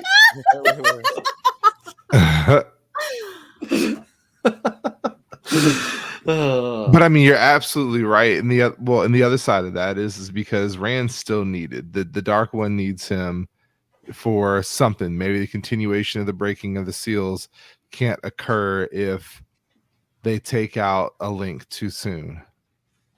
A thread, let's use the right word. If a thread that's that important is gotten rid of too soon, then maybe the wheel resets too quick. Maybe we need him to survive long enough. Yeah, you need Rand there to get you to that tipping point one way or another. And then at the tipping point, that's where the Dark One really... Yep. Yeah. So guys, ready to move on to the last chapter tonight? There was 3 chapters? I'm kidding. Yes, I'm ready. Yeah, chapter 52. I have to pee break. I have to. It'll be quick. Oh, you know what? I could pee. Yeah. Okay. I'd rather not do it on this couch. I like this couch. See, I love that about women. They're like, I guess now's the time. I'll decide. Not a bad idea. No, when I gotta go, I gotta go. I paused earlier. I went an hour ago. Like, I'll stick around. I'm good. All right, I'll be back real quick. All right. I'll try stick to around too. Okay. I'll hang out here by myself. All by myself. So hi chat. How's everyone doing tonight? I wish I had music queued up. I don't. So I wasn't planning on taking a break tonight. So I got nothing for you guys. Do I got chat? Do I have music? I just play Bella on repeat.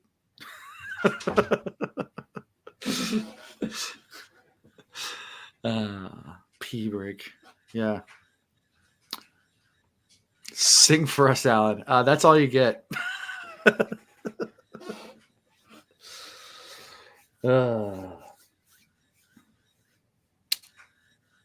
So fun times. I know they can reach chat, so I'm not going to ask you guys what you think about things because, yeah, they can see it.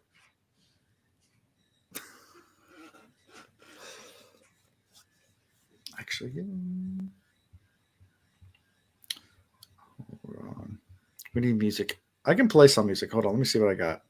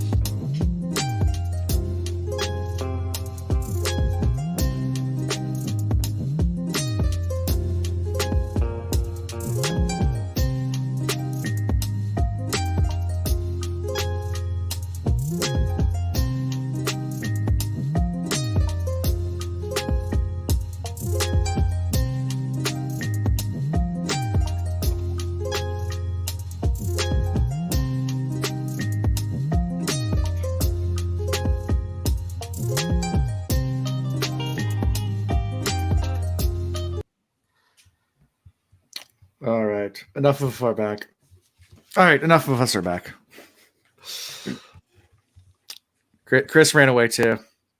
Dance party. Woo. Yeah, it's like the only song I can play because I own that song. I own it. Totally own it. I bought it. So yeah, it's I bought some songs for the channel. Look at my dog. Puppers. It's Graybeard Puppy. or Whitebeard. Oh, Juju puppy. What's the puppy's name? His name is Simon. Simon. What does Aw. Simon say? Woof. Woof. Woof. Woof. Good job, Alan. We're like, "Woof." Yeah. He does this little chicken bark thing. It's really cute. Aw,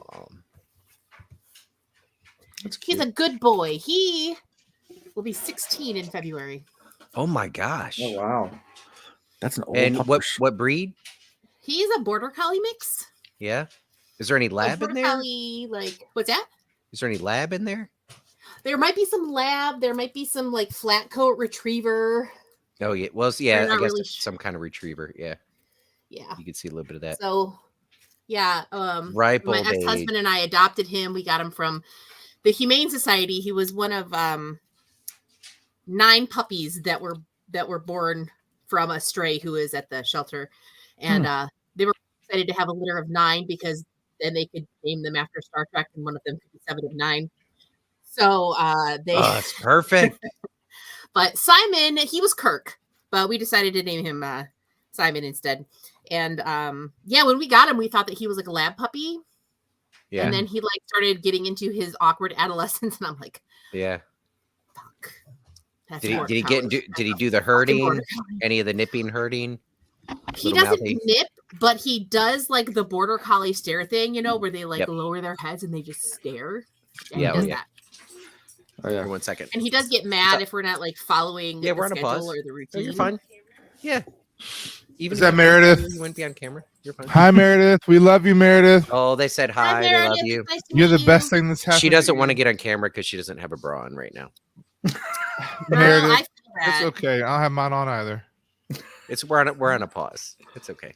Oh, I'm wearing one that fits very poorly. She was the life of our party.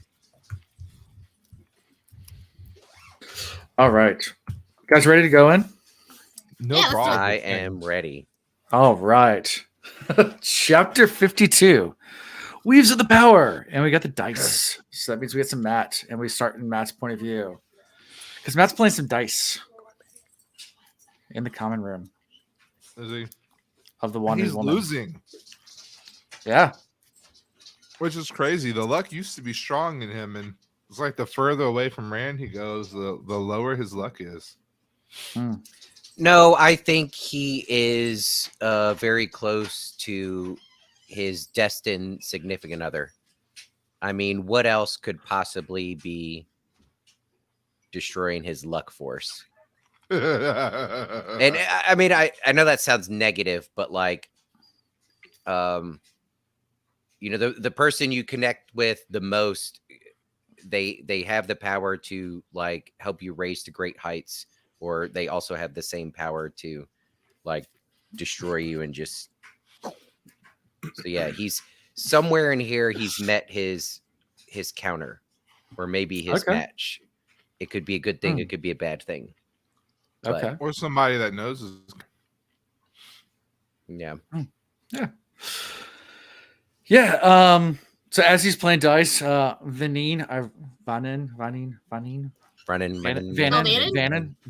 Yeah. Love him. Vannon, yeah, he comes in and tells him that Elaine and Nynaeve have managed to slip out of the palace again without being seen.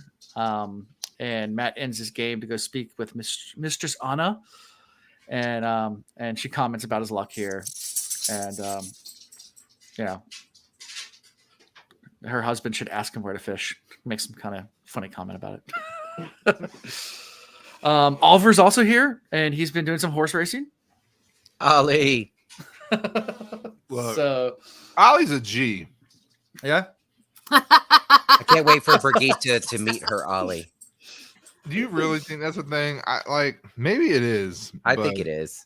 I think that'd be cool. If, like, as they cross each other's paths, Brigitte goes, She raises him instead of wait, Mary, wait, that's my boy. but this time she raises him instead of marries him. Or you know, they just stay friends for a few. It's gonna be like the Padme Anakin thing. Like they're friendly until he gets old enough, and they're like, all right, let's knock the boots.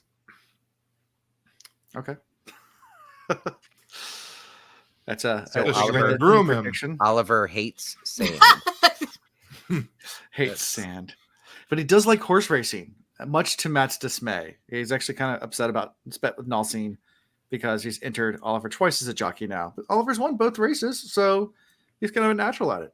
He's a small kid. Oliver's siphoning his luck. Yeah, did the luck pass off to him? Yeah. And Oliver wants to keep riding, and Matt's like that, trying to be a dad. It's interesting. Matt taking a fatherly role here. Yeah, Matt as dad is very, very funny. I mean, but didn't he kind of do that? Well, in the TV show, he did that with his sisters. Not so much in the book. What's that? What's that older mafia movie where the kid starts working for the mob boss guy and is making a bunch of money, and the dad who's like, yeah, Bronx Tale. This is what reminds me of that. Dad's like, the blue collar worker making his money the right way, but it's not a lot. Right. Son's off working for the mob, making bank. Yep. Yeah, that's all. Oliver. He's joined the mob here. That's it. Matt, the mob boss, is trying to instill some discipline and keep him in line, and doesn't want him getting hurt.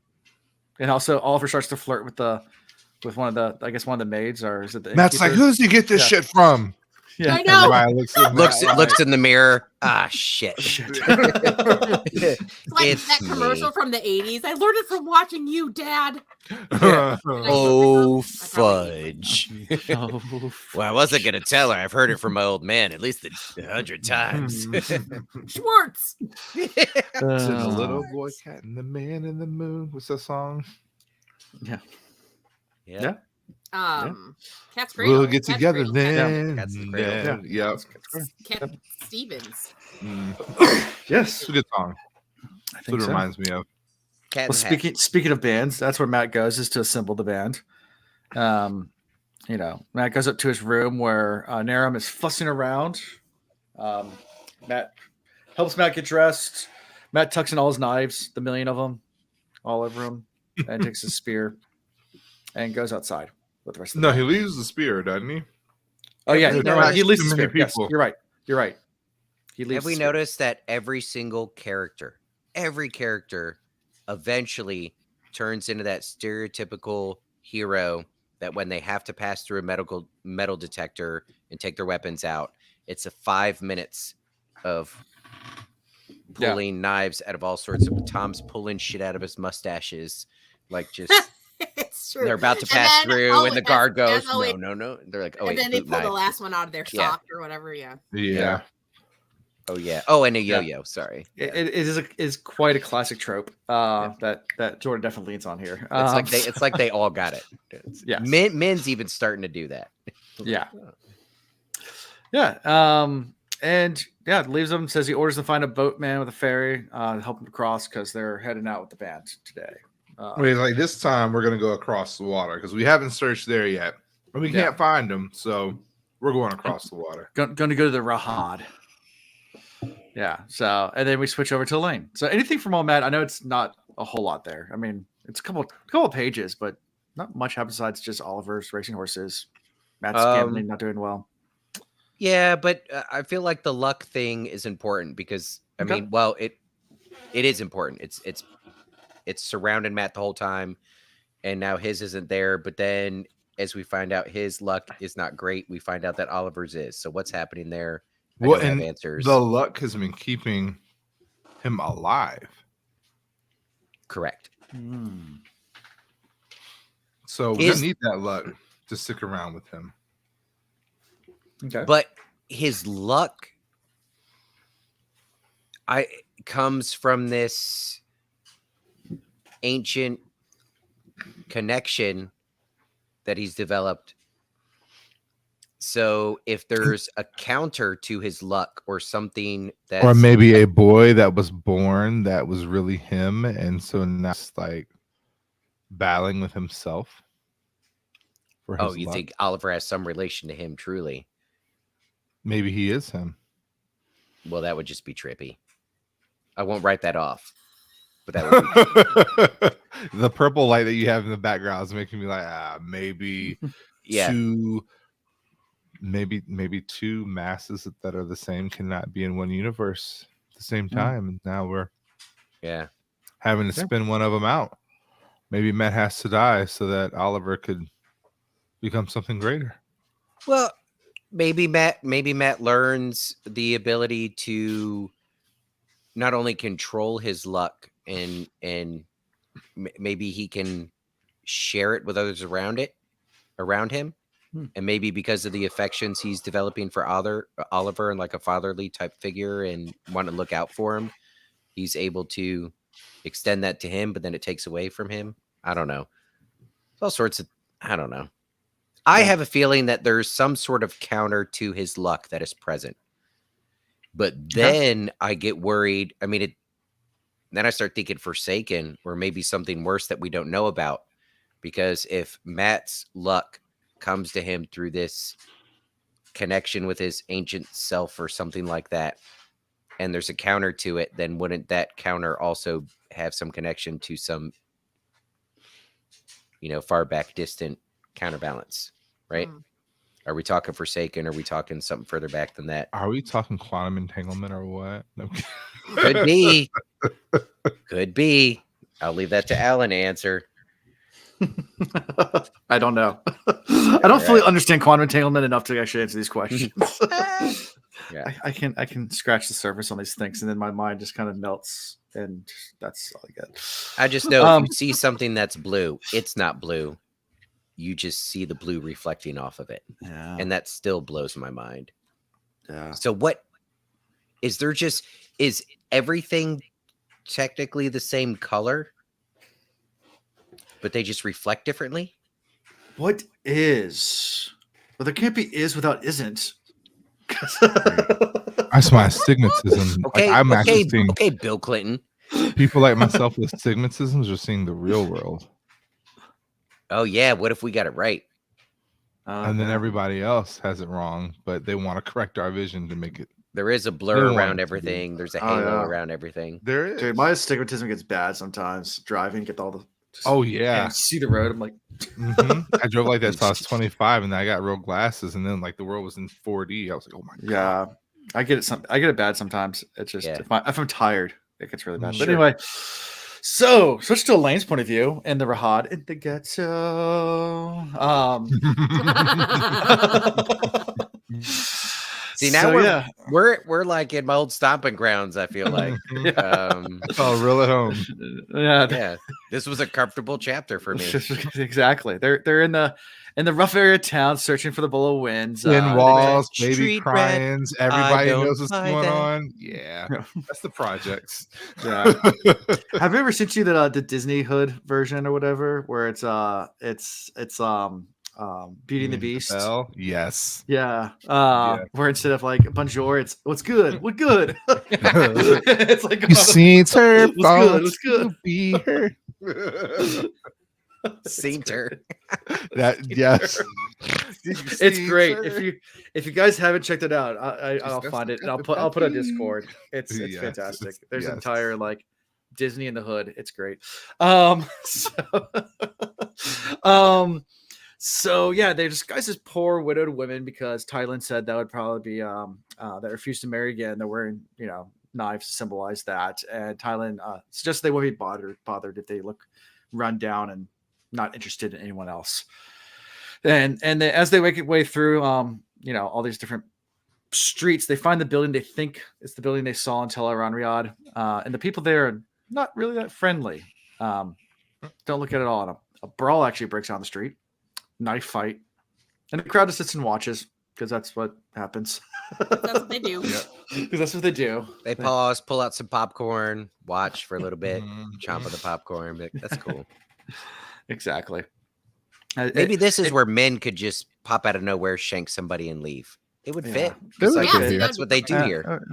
No, but they don't do well with outsiders. It's like any other hood. Like you can fight somebody in your hood, and the hood will watch. But the minute somebody from outside the hood steps into the hood, you're fighting the whole hood. Then you're fighting the whole hood. Like that does not work. Men cannot go here and shank somebody because then she would be mauled. She's an outsider. That's true. Massacred. That's fair. Yeah. No, don't work that way. Use a come here. You can't. Don't work that way. I I had a job right out of college where like I had to go take pictures of properties for loans and things like that. And I remember I pulled up to someone had an investment property in the hood, and it was rented out, Section 8 housing. And I remember I had to go take pictures, and there's like, I don't know, 5 guys just sit on the stoop of the place. When I go pull take pictures, like, hey guys, I'm gonna take a picture, and they're like, hell you are. I was like, listen, your landlord sent me out here. He needs a loan. I need to take a picture of the property. You guys can be in it if you want, but I'm going to take these pictures. And like, I for a second there, I was like, do I need a police escort just to take pictures in the hood? No. There goes Vanquisha. She would betray like always. Everyone are just the same. You pulled the lyrics. Yes, I did. Oh man.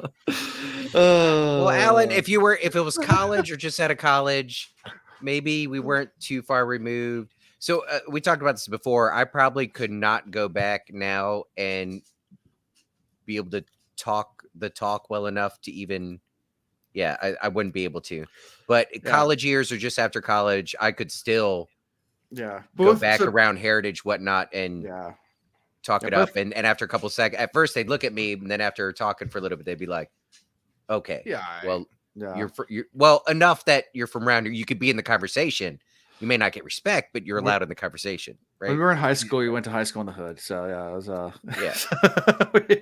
I loved it. It was great. It was fun. It was good times. But so the knife fight breaks out. The women leave, trying to attract any attention to them. One of the guys ends up, I guess, knifing the other guy. And they collapse. Yeah. I was gonna say they started to leave, and then Elaine, just like when we first met her, gotta heal him. Let me go fix this. Yep. Which is interesting. She's fucking bad at it. Well, bad at it. She's a green now, right? Is that what she claimed? Elaine, I think Elaine. Yes. Elaine went green. Mm-hmm. So she's the battle Aja. But the first time we met her, she wanted to heal. Now, her first instinct here, it was not to jump in and fight along somebody or jump in and break up the fight. It was, let's watch it happen, but let's heal. So, well, and I think really Elaine's primary motivation for choosing the green is because she wants to be able multiple orders. Right. I mean, who doesn't want multiple orders? But she wants to marry Rand like she did from the first moment she met him, which is totally a normal thing. But why can't they break the mold of this Aja business? They're already breaking the mold of so many other things. Why can't she be like, it's a great question. I'm going to be a yellow. I'm going to have 6 warders. Rand's going to be my main squeeze. And then the other ones, we're going to do that voyeur thing and just kind of watch them do stuff. Right. Well, the other thing to remember is that Elaine's ability with healing, like her ability to use healing, is very low. She just doesn't have an aptitude for it. When the person you're playing against isn't looking, so you tap the mana once one way and you just keep talking and really complicate, and then you tap the mana the other way. It's called the double tap. And if they're not paying attention, you can get 2 or 3 taps out of that mana before they realize that it's all about how quick you can talk and how confident you can sell it. Oh God, that's funny. Mm-hmm. Yep. So, but before she can heal him, some other woman, Astra, just kind of barges in and starts to do some weaving. Some of the some literally Yeah. stuffs his mouth full of herbs. Using herbs, but the herbs ain't what did it. No. Right. Well, nothing did it because he still died. She's like, yeah, he still dies. Yeah. But now you gotta go tell his wife that you killed him. But there was channeling. There's channeling. Yeah, she could see that there's channeling, and just wondering why is there random water here in our hod. So I had a question mark there in notes for you guys. Why do you think there is a random? Well, do you think it was Aes Sedai, or do you think it's something else? No, I mean I agree. I do think indeed that she is a wilder, and I think it's just like a wisdom. They're there. They know very little. Their power wasn't really. They're far enough removed from the tower geographically, and then the reputation of the land is far enough removed because of how bad it is that nobody wants to touch it. I mean, there are a number of very intelligent people in the hood that never get their day in the sun. Wait, do we know Like- where Nynaeve is from? Tuvers. But like from? Yeah, I think No, so. we In the don't. show, she's not. In the show, she's not. But I think in the book, she's from Two Rivers. Okay, maybe that's And what's the book messing me is up. from Two Rivers. Two Yeah. Okay, Rivers so is the from sh- Two all right, Rivers, the yeah. show And the messed show me up and the then. show messed it up where she's from elsewhere. Yeah. Somewhere Right. else. Okay, well then never mind. Scratch that. Yeah. But do we know her parents? I guess Yeah, that's where no. my mind was going. They don't don't know talk her about her parents parents are much. from. Yeah, we don't talk about her parents. The dad Yeah. died when she was at a young age. Yeah, we don't know where Well, they're and from. So She mentions that her dad taught her how to track and like track. you know, Yeah, right. craft She was kind of stuff. yeah, so there's that. Okay. Mhm. Well, never mind. You can edit that out, Alan. young. Sorry to interrupt Chris with nothing. I interrupted you with nothing. So, No, you're good. um, Azra may have been that one that just kind of, as she matured, the power matured within her. Mhm. And like any other place, you got to have somebody that's kind of in charge. And here she has the uncanny ability to heal people in a place where people like to fight. Like, she's got value. She's got street cred. mhm. Yeah. Yeah. True. And Brigitte warns Elaine not to speak to Azra, saying that, hey, you might get yourself in trouble. Just move on. Hey, fish, don't breathe using water. Just walk away. Just walk away. It's not going to happen. Yeah. It can't. See, now here's my theory. Azra has the bowl. Oh, you think so? Okay. She's I'm just kind of like- hoping something happens where they partner up with her. And maybe this is the person or one of the type of people that the other Aes Sedai are here to find. So maybe the tower knew that there's channelers from this area. But maybe there's something unique about them. Like, I mean, we know there's the Wind Talkers. So we already know there's other groups of women in this world that channel that the Aes Sedai didn't really know about. Yeah. Or at least we didn't know that they knew about them, right? Mhm. Yeah. So maybe this is another group, but maybe there was a reason they didn't try to get women channelers from this area. I mean, it's a rough area. Nobody wants to go there. So everybody there is riffraff. Like, it's Yeah. Okay. discredited. Okay. Yeah. Interesting. And then as they leave, Matt and Nalcine round the corner, and they don't even recognize them because they're in disguise. Obviously, disguise has worked. And Brigitte points out that Matt looks like the more dangerous of the two. This is And- what bothered me, is like, why didn't Matt and them already figure out they're using the power? So they're probably changing their appearance. So you're totally wasting your time trying to track them find them. down. Yeah. Well, Do but does something Matt with know you. that they can change their appearance? Like, No, but if he hadn't found them Yeah. by now with the guys that he has on his squad, you're not going to find them. Yeah. that's true. He did have a very crafty way of getting the most sneaky people possible in his inner circle. So that disappointed me. Matt didn't think that through very well. They could have used that time to do something much more creative. Yeah. You know why I'm okay with Matt being reckless here? Let me go back to 2 episodes ago. I want something to happen where Matt has to bust out his fighting skills and Elaine and Egwene see it and realize that Matt is more than they thought he was. Whether he saves them, saves the day, or just some fight on the street where they're like, holy shit. Well, Brigitte just said he has BDE. Mm-hmm. She's Mhm. starting to see it. She's That's like, true, wait she a did. minute. That's the most dangerous man on the street right now. And Yeah.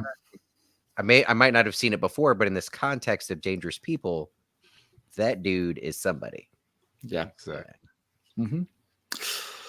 So anything else from all this before we switch to Egwene and Logain? Egwene and Logain. Yeah.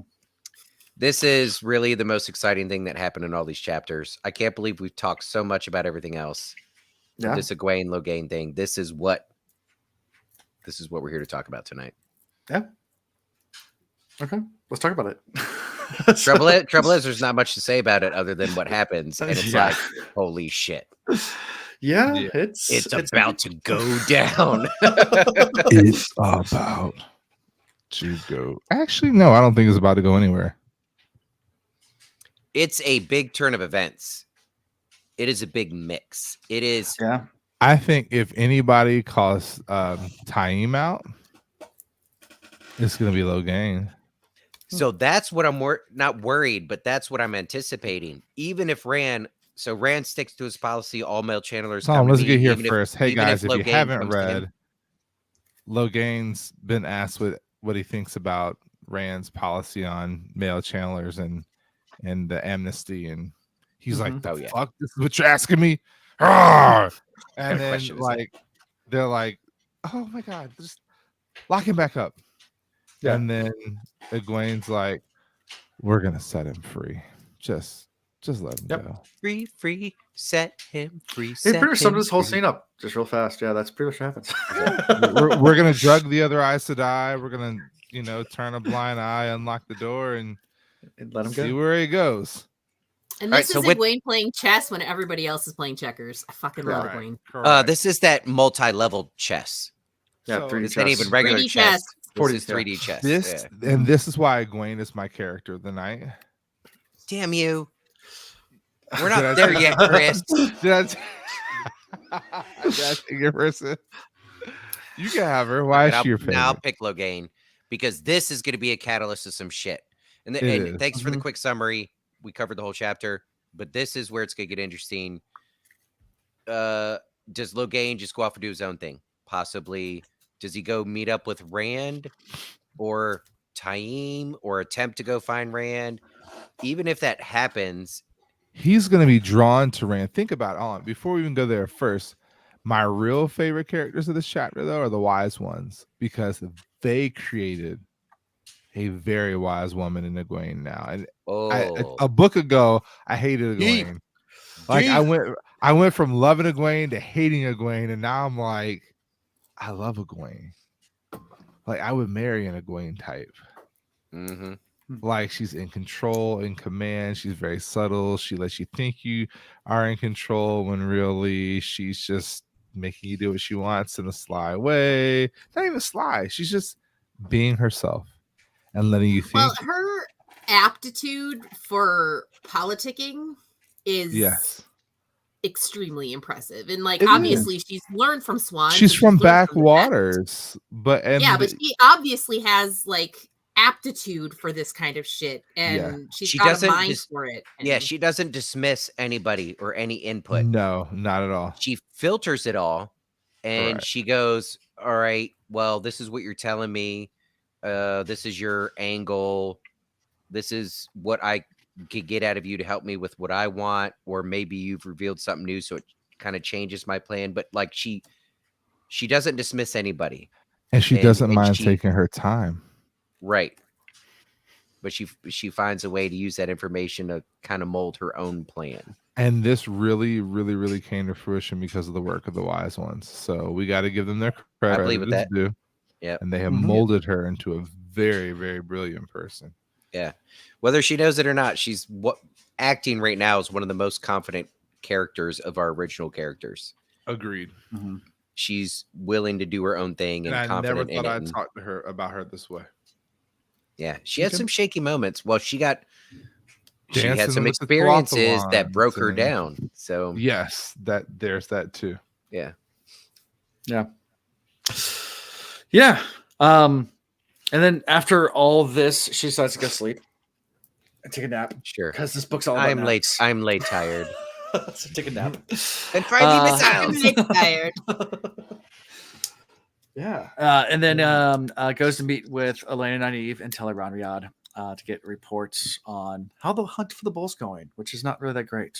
And Egwene's like, how about we just drop the whole thing, come back? And they're like, no, we're so close. We'll stay. And yada, yada, yada. They decide to, keep hunting. So that's all that in a nutshell. Also, they said to use Matt, but go easy on Matt. Didn't know what you thought about Egwene telling them to use Matt. But Nynaeve, be nice to them. I mean, again, here's Egwene being wise Uh-huh. and them dismissing her in a sense, but and she's not using her power and her authority to make them do what she wants, She's still remaining true to her idea that she wants to maintain a friendship with these people. And at this point, that's to her disadvantage because she knows how they are and she knows that they're not using Matt to their fullest potential. So this is that moment where she should sped things up and said, look, you could use Matt and his men and speed up this search a little bit. And Matt has this lucky, uncanny ability to make shit happen around him. So maybe he can roll the die and find this bowl for you if you tell him what you're after. Or use Oliver to find the bowl. Or Maybe use there's- Oliver, one of the two. Maybe it's one of these ridiculous things like, oh, there's only this teeny tiny air duct vent to get into this room to get the bowl, and none of us can fit. And Oliver goes, I can fit. Push him in there, and he And goes he and gets gets it. started. Yep. And then they also ask about Egwene asks about Rand. Or Lane asks about Rand. Egwene says he's in Kyrian, as far as she knows. And Perrin and Fael are married. Gives like a little bit of a rundown on what's Yeah. going on. Little report. Yeah, Lane hopes that Min and Avienda get along. Interesting. Interesting. And interesting. Will you And then- please give them this message for me? Please like her as much as you like me. And then yeah, Elaine leaves and Nynaeve stays behind to see if any news about Lan, and there's none. So that's pretty much it for the Teleron dream. And since you mentioned Lan, But before we get to Lan, Egwene does wake with Swan. And yeah, had a little interaction. do we have to? We don't have to. I mean, all right, Egwene, wah, Swan, the F you talking about? Like, this is just how shit is for people in your position. Get used to that shit. Egwene, okay. End scene. Well, yeah, I mean, there's some words of wisdom there. You know, do what you think is right, and that sometimes you'll end up paying for it. Sometimes you won't. Sometimes you even do the right thing, you'll pay for it. Right. Whether you're right or wrong, like, there's consequences for being in this position. So Yeah. roll with it. Yeah. It is what it is. It is what it is. And then we switch to Myrell's point of view for the very end as a man on a dark horse approaches. And she can sense the bond getting closer. The man. The man. Not, He's back. It's not a lowercase italicized in Mhm. quotations. No, A. it is the It's man. the man. The man. Lan the man. Land the man. Get it right. My dragger in. I kind of felt bad for him. He's been Yeah. beat, battered, and bruised, but he made it. Interesting that his new Aes Sedai also feels really bad about what's happening. Like, this hasn't been done in like forever. It's like not a cool thing to do, and kind of on eggshells approaching him. Well, he just got pimped. Yeah, Land totally. I mean, his vibe, he's not happy about it, but it's interesting how this bonding works, and he's still drawn to her. Uncontrollable, drawn, but still at the same time conscious about being pissed about it. Well, let's be real. If she was really upset about it, she could have let him go at any time. She could have. Well, but the whole purpose of sending him to Morel specifically is that she has this specialization. Yeah. Or in- taking careful. Yeah. For of- what? Yeah, of Taking care of basically broken saving- men. Yeah, Oh. saving these worse. So Yeah, and like, there's a Moraine, reason for it. Moraine she even said she wanted to save Land. She didn't want him dying in some last ditch effort to, get revenge or something. Because that's what like Lan that. would do. Lan Oh, would yeah. drive straight for the blight if he was not bonded right now. Oh yeah, absolutely. Because first of all, he's going to be suicidal anyway, and second of all, Yeah. he really believes that his destiny is to die fighting the blight, and it's like. Mhm. Yeah. On the one hand, I understand why Maureen did it, but I also have a huge problem with the fact that she did it without getting his consent. Right. Like, not cool. Remember back Yeah. in the day where we thought maybe she had changed her mind and she had bonded him to Nynaeve. Nynaeve. Nynaeve. I think that might eventually still happen. Oh, The I the bond definitely transfer, know that. but hopefully more consensual by the time that comes around. But apparently, consent ain't a thing in this series. Yeah. But Yeah, the whole idea of enthusiastic consent It was the for anything 90s, man. is There's the what? I said it was the 90s. It was nice. Yeah. Well, yeah, It we'll was just the go off of hints and be like, 90s. yeah, I think she yeah. wants me. No, it's Yeah. no. Don't bad you idea. want me, baby? Anyway, Not really. not really. Don't you Want me? Oh. Oh. Maybe, but I haven't made up my mind yet. That's a yes. Ah. No. Um. No, sir. Yeah, and Rel's really worried about just like taking one look at him, and wondering if she's gonna be able to keep him alive, and that's how we end this chapter with her trying to figure out how is she going to handle this, because he is definitely not happy to be there, doesn't want any part of this. Yeah. I mean, we've all talked about the reasons of not being happy about how this went down, but if she can help him, and if Land can, recover from this loss and become either what he was or better, like, man, from a reader perspective, how are we not happy about that? Yeah. You know? Yeah. I wish the best for him is what I'm saying. Yeah. Mm-hmm. And I want to see him back by Yeah. by Rand's side at some point. So Moraine gave him some good tidbits here and there, but I feel like there was a lot of compassion and a lot of care and mentorship from Land to Rand, and it was very genuine.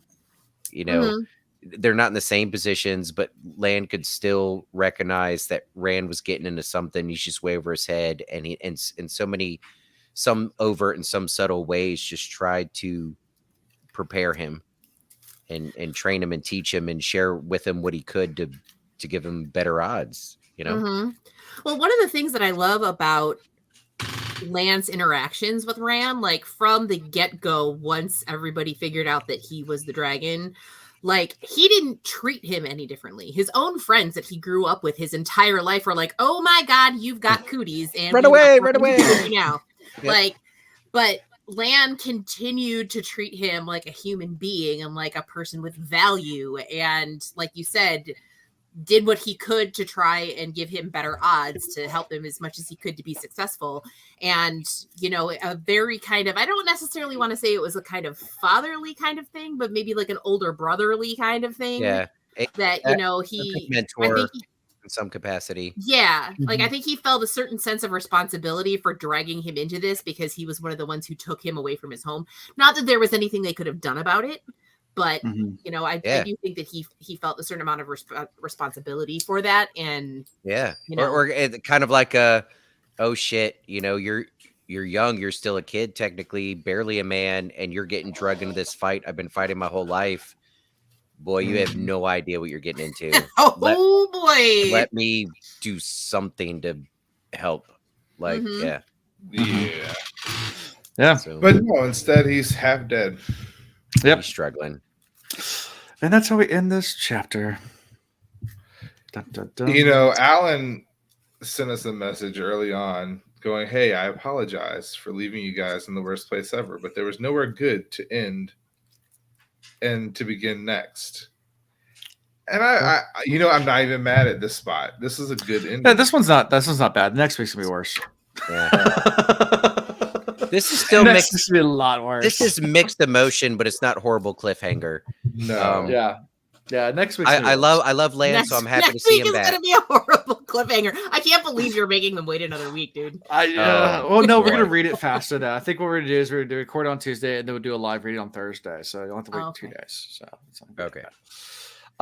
If that so works what was the name of this chapter or whatever it is that Chanel wanted to be a part of? What's it all about?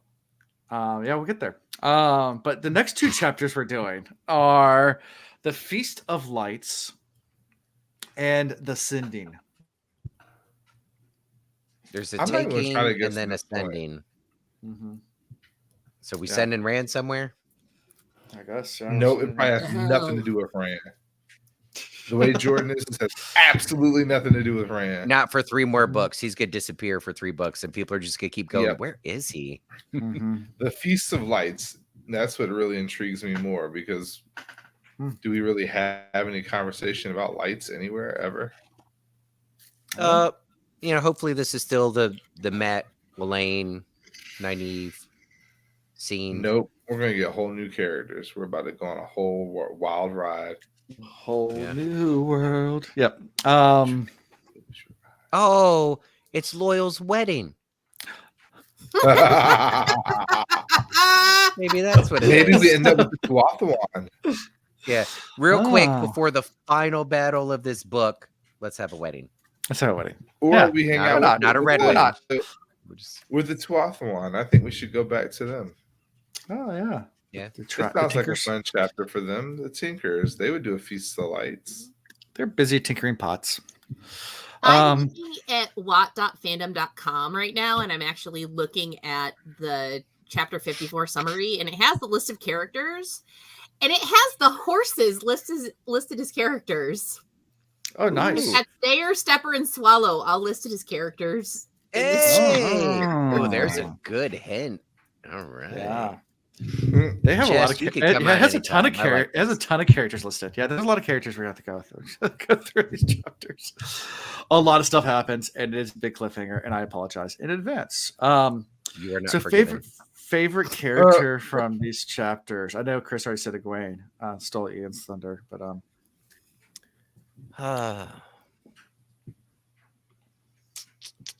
That's tough.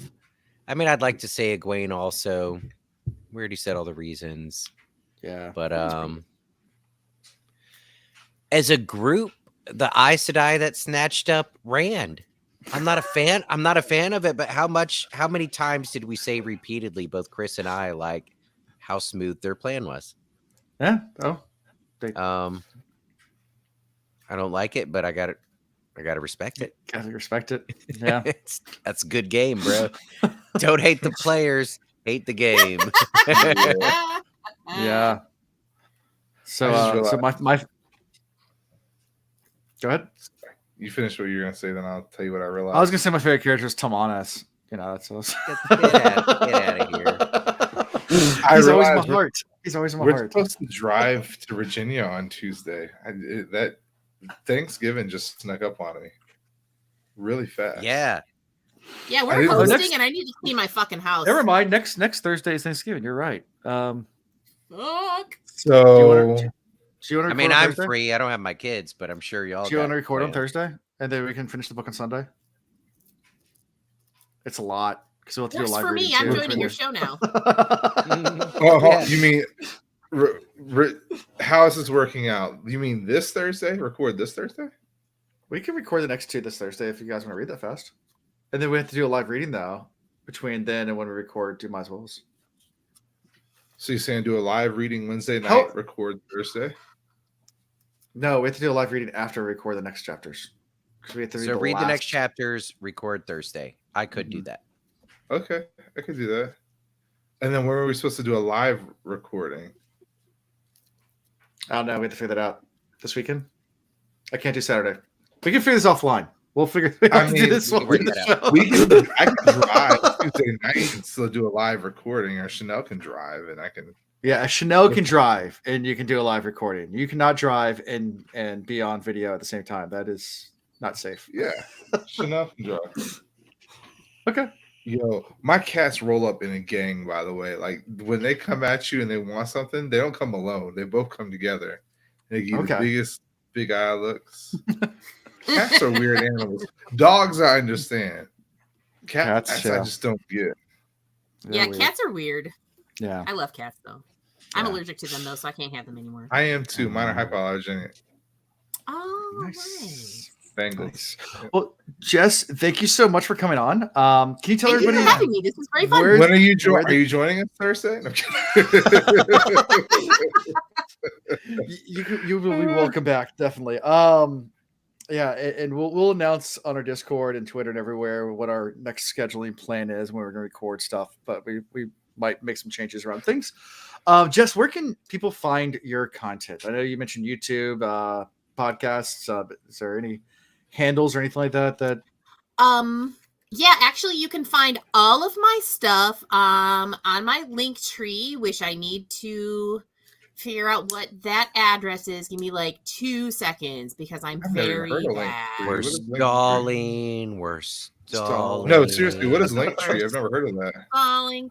Linktree is basically like a place where you can aggregate all of your various links into like a very simple kind of website, Oh, like a just so tweet that deck. you have like Or one tweet link deck. to put in your Instagram bio and shit like that. So yeah, it's Linktree. It's linktr.ee/Amyrlin study. Okay. Okay. Gotcha. And that's got all the stuff on it. It's got all the stuff in there. You can also find her on Twitter and probably have her link tree on her Twitter profile, right? So yeah, my Twitter, my Instagram, my TikTok, my email, my YouTube, Patreon, all of that shit. All It's all right. on there. It's all there. So good. Oh, wow, deal. that's There pretty it goes. good. There it is. There it is. Yeah, All thank right. you, Skeeter. You're the best. I Yep. love you. There you go. I'll go So like that's you on the. YouTube. Yep. So there you go.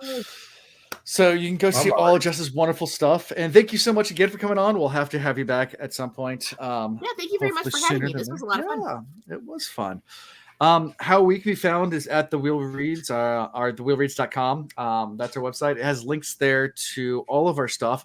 And I noticed actually going to our website, a lot of people get confused there. They're the little icons up in the top right-hand corner. They have all the different, like the Twitter logo and the Facebook logo and the Discord logo. It doesn't actually have like a list of links on the website. It just has all the little icons. If you click at any one of those icons, it brings you to those different social media platforms for us. So you can find all that stuff through our website.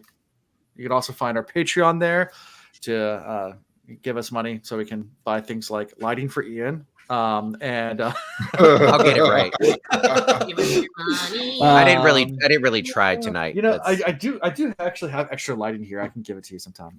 So yeah, go check that out. We also have a merchandise store where we sell lots of things like frosty mugs and shot glasses and fun stuff. So go check all that out. Write reviews. We love reviews. We love to read reviews. I've gotten a few recently. Actually, Ipa sent me another Apple review. And it's a visual one, so I'll have to send it to what is it, the Discords. I'll share it there at some point. Basically he's rating different types of apples. Like literally, if you can see on my screen here, it's like, what did Granny Smith get? An optimal apple got 10 out of 10. Pineapple 1.5 out of 5. Doesn't look like an apple, doesn't taste like an apple. Apple pie was 3.14 out of 5. And 3.14 out of 5. And a potato was 5 out of 5, but only in French. So